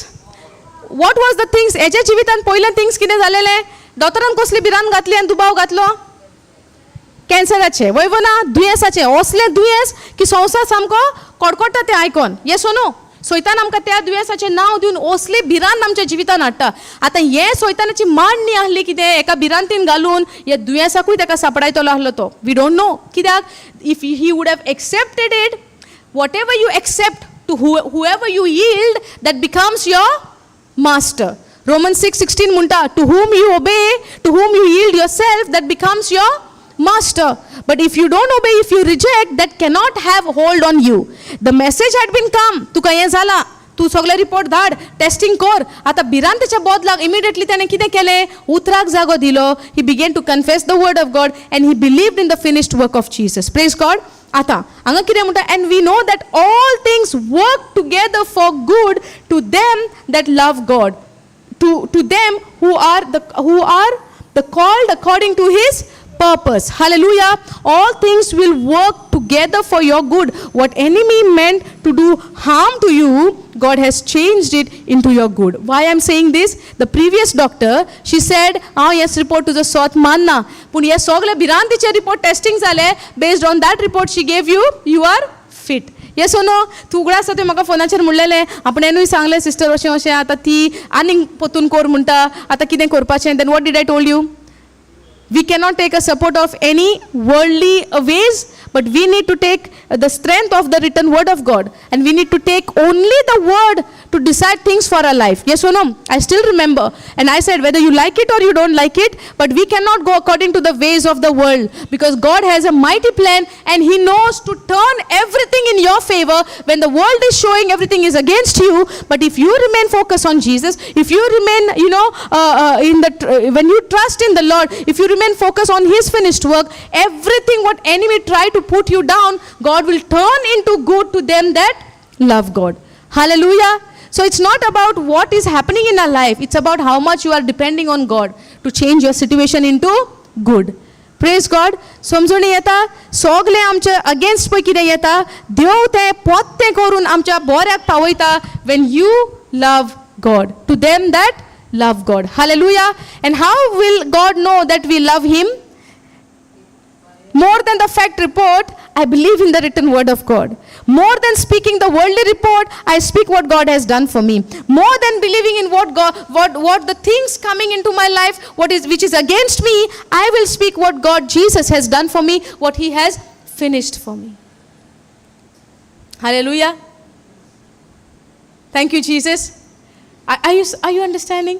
समजता आता तो येयलो भिरांतीन आहलो कितें जातलें कशें जातलें पूण सगळे टर्न जावन उरलेले सगळे टेस्ट जाले आनी सगळ्यांनी तूं फिट म्हणून जालो वयव ना पयलें कितें आहलेलें एकूच कितें तें आतां तुजें सगळें टेस्टिंग जालें and everything is normal praise God give glory to God and never forget the goodness what he has done for you day and night. You be the testimony to this world to tell people what Christ has done. God has given you a wonderful place wherever you are, away from your family. Okay, wherever you're working on a ship, right? Where there is lot of people might be there around you, with you, who does not know Christ. You be the reason that they come to know about Christ. Hallelujah. We have to go to the ends of the world and to be the witness to Christ. Praise Jesus. Hallelujah. So do not be ashamed of the gospel of God, because it is the power of God unto salvation. If gospel of God, the grace of God was not there, you would have been still in that sickness. Yes or no?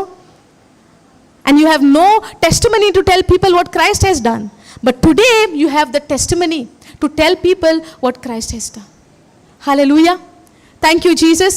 So wonderful opportunity, away from your house, those people also away from their family. Grab it, ask the Lord to direct you, to teach you how to put it, when to put it. In the right time, put the word, put the seed, where what you tasted, let them also taste in their life. Hallelujah. Thank you, Jesus. Praise you, Jesus. Hallelujah. Anybody has any question? So today what we learned? We learned how we become the righteousness of God in तुगे यो गे यो गे सांग तूं यो हांव help करता तुका यो यो यो देवाक आमी टेस्टिफाय करूंक जाय यो यो तुवें अणभवला जेजूचो मोग जेजू तुका मेळ्ळा मनशा रुपान हां यो तूं यो यो आमी सांगोंक जाय देवान कितें केलां तें नाल्यार तुवें म्हणटली हें सगळें हांवूच उलयतां आनी मागीर म्हाका येता मॅसेजी सगळें तूंच उलयता लोकांक दी चान्स एश कोन्न यो Praise the Lord. इतिहास थर्ड चॅप्टर थर्ड वाचलोले की आतां बेद्रांनी जावं ह्याक चोयतालो देव मंदिरांत थिंगा ताका एक बांगडो मेळ्ळो सो एक्सेप्ट हय मागीर पेदून ताका सांगिल्लें आपल्याको तुका कांय दिवचा जायना रुपयाय ना मनीस भांगारूय ना आपल्याको दिता खुशी ते म्हाका येयना त्याकूच ऑफ जिजस हय Acts chapter 3 हय तो भिकारी भायर बसलोलो आसता पळय हय. तो म्हणटा तो आतां भीक मागताना कितें चिंता पेद्रू आनी जुवांक कितें भीक घालतले म्हूण हय, पूण धाडलें. पेद्रू ताका तेच्या दोळ्यांनी पळयतना पेद्रू म्हणटा म्हज्या लागीं भांगार ना रुपये ना पूण म्हज्या लागीं कितें आहा तें जेजू क्रिस्ताच्या नांवान उठ आनी उबो राव ते आशिल्ले आनी तेन्ना तो स्क्रिप्चर आशिल्ले आनी हांव इगोर्जेक गेली ग्रेट चर्चींत सो म्हाकाय तो भिकारी थिंगा मेळ्ळो तो रडो लागला तेको जाल्यार मुको कांय ना मुको रुपयाय ना मुको भांगारूय ना हांव तुका होकोत दिता आतां तुमगे देवा गेलें उतर तूं यो म्हज्या बारान ग्रेट चर्चीक उबो राव तो रडो लागला म्हळ्यार कित्याक रडटाय बाबा तूं कित्याक रडटाय तूं यो म्हज्या बारान म्हणलें सो ते हांवें ते मीस आयकिल्ले आनी कामताक उबो रावली बासी स्टॉपार बरो भुरगो लांब सारको अप टू डेट म्हाका हेल्मेट घायला आनी तो म्हाका चाय येया म्हणटा चाय येया म्हणल्यार हांव तूं करना तूं म्हाका करना कित्याक चाय आपयता बाबा अशें म्हणलें तो मेळ्ळलो तो थिंगा आसलोलो त्याक उतर दिलें आनी आमी मिसा गेली मिसा तो हें कामताक हेल्मेट घालून हय म्हाका सांगता बाब तूं कितें करूं आपूण मला ग्रेट चर्ची कोडे एक हें दिता हॉस्पिटल बांदू कितें घुसपायलेच म्हाका बरें म्हळें चाय हांवें म्हळें ती बाय सांगता अशें करून तुजी बोली आहा ती तो कितें तो चाय आपयता मेळटा चोय तो म्हळें हांव त्या कोयतात आनी तूं कोयतात काय म्हणटा ते सांगिल्लें मागीर तो गिरायलो मागीर म्हाका सांग चाय जाय बाबा चाय येयना म्हळें हांव काय तूं करता तूं बाबा करना ती भास येयली हांव म्हळें भासीचे वच भास यो भासीच्या तुका हाती दोता आनी भासी भितर घाता मागीर भास येवंकू ना सो हांवें म्हळें मागीर आमी बरें च्या पिया म्हळें बाबा च्या पिली 20 रुपया दिल्याय दोगांय च्या पिल्याय भास येतो ही हांव पळया तूं हिंगा उबी राव मनीस ना नाच हांव सोदिता तो खूंय गेलो कात गेलो खबरूच ना त्या मनशाची उलयली तें चोयली तेका पूण खबर ना सो हांव घार गेली घार सांगता केलें आनी हांव पॅरीस कावन्सिलाची मेंबर आहली फादर आसले फादर अशें काम बरें कितें आगोलो लागो लागलो तो हेजे रुपान मनशा रुपान तो जेजू तुका भेटला हय भेटलो मोला तो तुका आतां चाये आपयता कितें आपयता म्हाका नको फादर हांवें म्हणटा तो म्हाका भासीचे घात म्हणटा चाव दिता पूण हांव कितें कोन्न जाता फादर म्हणटा कोण तो आगो लोला मोलालो हेजे मनशा रुपान जेजू तुका भेटला आनी जेजूनी उतरा तुका जाल्यार कित्याक तुवें त्या भिकाऱ्याक कितें सांगिलां रुपयाय ना भांगारूय ना तुका देवाचें उतर दिचें जाता तूं यो म्हजी बारा तूं कित्याक रडटा इतलें म्हूण मुसाल तो मनशा रुपान जेजू तुका कडेन उलयला praise the lord hallelujah I don't know how many of you all तुमकां ही समजणी आयल्या मातसो उजवाड घालया टेस्टमनीचेर जाय तुमकां नाल्यार तुमी म्हणटले हांव सगलें हांवूच उलयतां बट म्हाका सांगपाक जाय ती म्हणटा आपूण मिसाक वचपाक एक भिकारी दिसती पडलो म्हणटा आपणें ताका म्हणलें तो पयशे मागतालो भीक मागतालो तिणें म्हणलें एक्स चॅप्टरान तिणें कितें आयकलां एक्स चॅप्टर 3 तिणें कितें आयकलां भिकारी आसलो पावलू आनी पेद्रू आनी पावलू वयता आसतना तो भीक मागपाच्या हितून आसलेलो पूण पेद्रू कितें म्हणटा आपणा लागीं भांगारूय ना रुपयाय ना पूण म्हज्या लागीं कोण आहा तो जेजू क्रिस्त आहा तेच्या नांवान तुका हांव म्हणटा तूं उठ आनी उब राव ओके आतां हे भिकारी दिसना बरोबर तिणें तें वाचलेलें म्हणटा घरा आपणें तेंच ताका सांगलें म्हणटा तूं कित्याक रडटा तो रडटालो तूं कित्याक रडटा म्हज्या लागीं भांगार ना रुपये ना पूण म्हज्या लागीं जेजू आहा तो तुका हांव दिता तूं यो आनी ताका इगोर्जे कडेन घेवन गेली तूं येवंक ना पूण उतर दिलें जेजू उतर दिलें आनी ती गेली आनी ती म्हणटा मागीर एक मनीस तिका मेवलो हेल्मेट घालून मनीस मेवलो आनी तो मनीस म्हणटा तिका तूं चायेक यो तुका चायेक वता. आतां ही चिंता वो कोण मनीस आपल्याक चायेक वता. मागीर पयलें आतां आपूण तुका वळखना तूं आपणाक चायेक वता. आतां तिणेन ताका चायेक म्हणलें चायेक गेली च्या पियेली आनी तो म्हणटा तुका बसीनूय घालता बसयता वचपाक घरा बसीन बसयता. आतां ती चिंतूंक पडलें वो आतां मनीस कोण सारको उंच लांब सारको मनीस आहा चायेकूय वता म्हणटा बसीनूय घालता म्हणटा च्या पिवन जावन मागीर अशें करून पळयता मनीसूच ना. तुमी समजता टेस्टमनी आयकोंक आमकां व्हडली कशी दिसची ना but what she experience that is wonderful. Hallelujah. समजता मागीर हे सायडीन ते सायडीन पळयता म्हणटा मनीसूच ना. सो ती स्वत मानता तिणें म्हणटा फादरीक विचारलें हें अशें आपणाक घडलां हें कितें. फादर म्हणटा तुका कळना तूं उतर कोणाक तुवें दिलें मनशा रुपान तुका जेजू मेळ्ळो आनी जेजूनूच तुका आपल्या बारी जावं चायेक वेली जावं कितें ही घडणी घडली. But what she experience is she believe that it's Christ and nobody can say no. We don't know because we can see God in human form also. मनशा रुपान आमी जेजूक भेटोंक शकता मनशा रुपान जेजू आमचे कडेन उलोवंक शकता. म्हाका ह्या टेस्टमनींतल्यान ही तिजे एक्सपिरियन्सांतल्यान ह्या तिच्या अणभवांतल्यान म्हाका एक समजणी येता म्हजी पर्सनल अणभवनी म्हाका येता की तिणेन जेजूचें उतर मनान दवरलें. जेजूच्या नांवान तिणेन त्या भिकाऱ्याक एक बोरवोसो दिलो. समजता पयशे ना तिणें म्हणलें पयशे ना भांगार ना रुपये ना पूण जेजू तुका दिता जो मुको आहा तो जेजू तुका हांव दिता. वो जेजू तिणेन त्या मनशाक दिलो मनशा रुपान जेजून इमिडिएटली तिका आपणाचो अणभव दिलो. This is what I understand from this testimony. I don't know you might be understanding in a different way. It's not about व्हडलें मिरेकल जालें हिलींग जालें आमी सारकी ताळयो पेटयतली वयव ना आनी कोणाक सामकें जावंक नासलेलें घडोन आयलें आमी एक्सायटेड आसतलीं. पूण हातूंतल्यान one thing what we understanding is the experience what she got. That when she turned around, she is looking around, that person is only not there who spoke to her. Hallelujah. Are you following what I'm saying? Praise God. Thank you, Jesus. All glory to God. हे भाशेन आमी आतां तिणेन म्हणलें त्या भिकाऱ्याक एक बोरवोसो दिलो. कितें दिलें? बोरवोसो ना आमच्या जिवितान भावार्थाचें कांय काम चलपाचें ना. आतां तिणेन घरा कडेन उतर वाजलेलें म्हणटा Acts chapter 3 पेद्रू म्हणटा भांगार रुपये ना आसा आमचे कडेन भांगार रुपये दुसऱ्यांक दिवंक कितें हा तो जेजू क्रिस्त तेच्या नांवान बी हिल्ड तेच्या नांवान बी सेट फ्री तेच्या नांवान रिसीव पीस तेच्या नांवान receive joy. This is what we can give to others. Hallelujah. A word of comfort. Praise God. What we can give to others is a word of comfort. Did she give the comfort? It's there in 1 Corinthians 2 Corinthians 1 I think. Yes. 2 Corinthians chapter 1 verse 3 onwards. It says, Blessed be God, even the Father of our Lord Jesus Christ, the Father of mercies and the God of all comfort. Konkani comfort म्हणल्यार कितें? comfort म्हणजे कितें brother? कोंकणीन कितें म्हणटा आमी? बरोवसो म्हणजे आशा हे न्हू hope.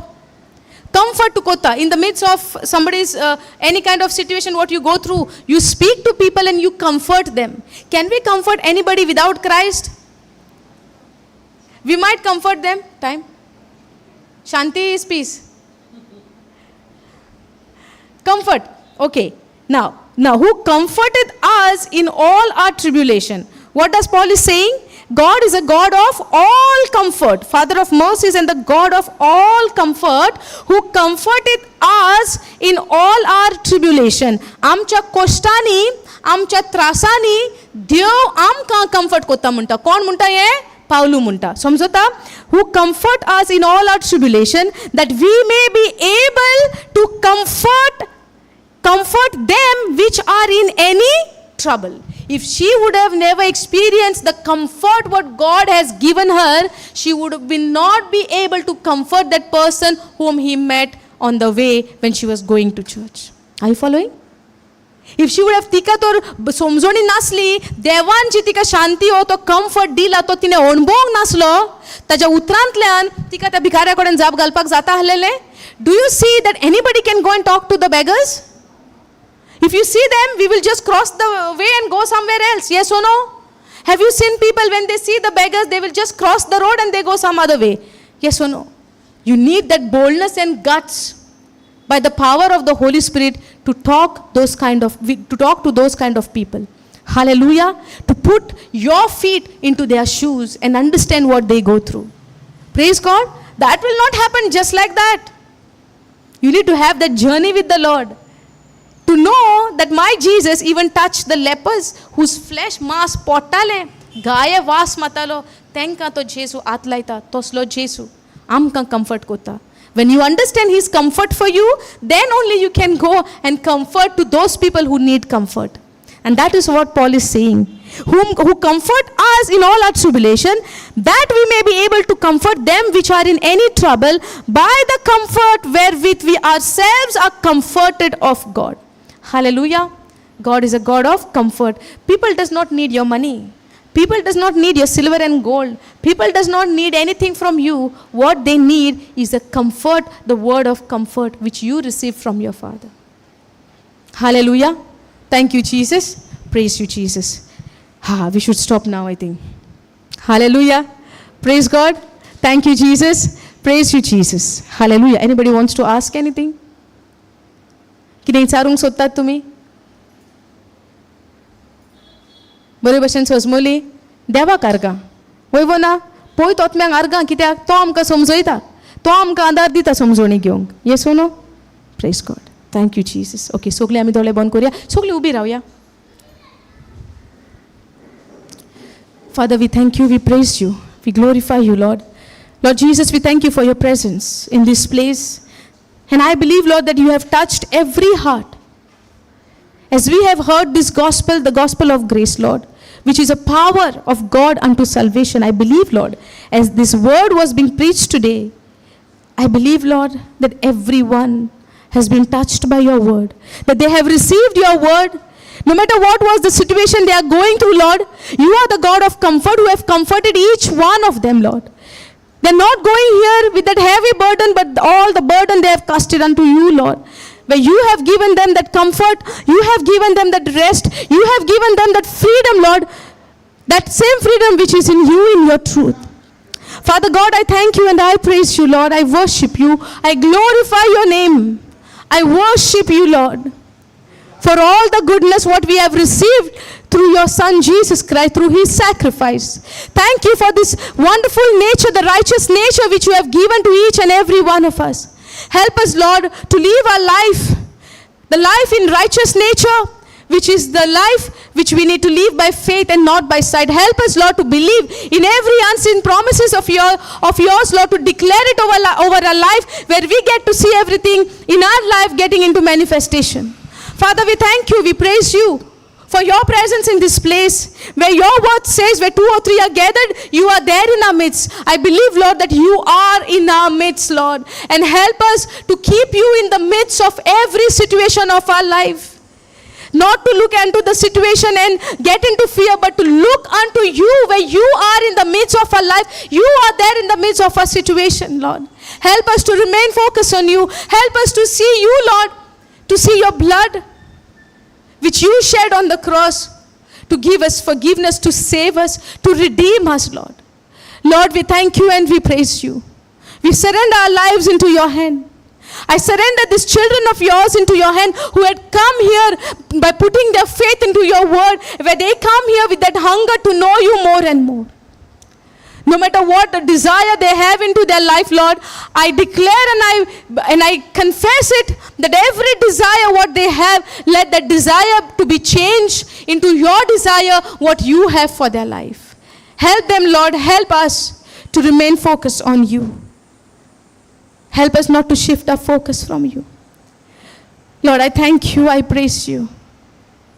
We glorify your name. Thank you, Holy Spirit. Thank you, Jesus. Thank you, Lord. Thank you, Father. Thank you, Holy Spirit. Thank you. That's God's presence in this place right now. Keep your eyes closed and experience that the Spirit of the Lord is moving The Spirit of the Lord is moving in this place. Let Him feel you. Let Him feel you completely. Be filled with that Holy Spirit. Be filled with the Spirit of God now. Receive. Receive that fire of the Holy Spirit upon you now. God's fire. God's fire upon you. Receive. Be calm right now. Let that peace flow in you right now. Let that peace flow in you right now. Receive peace of Jesus. That's God's fire. That's God's fire.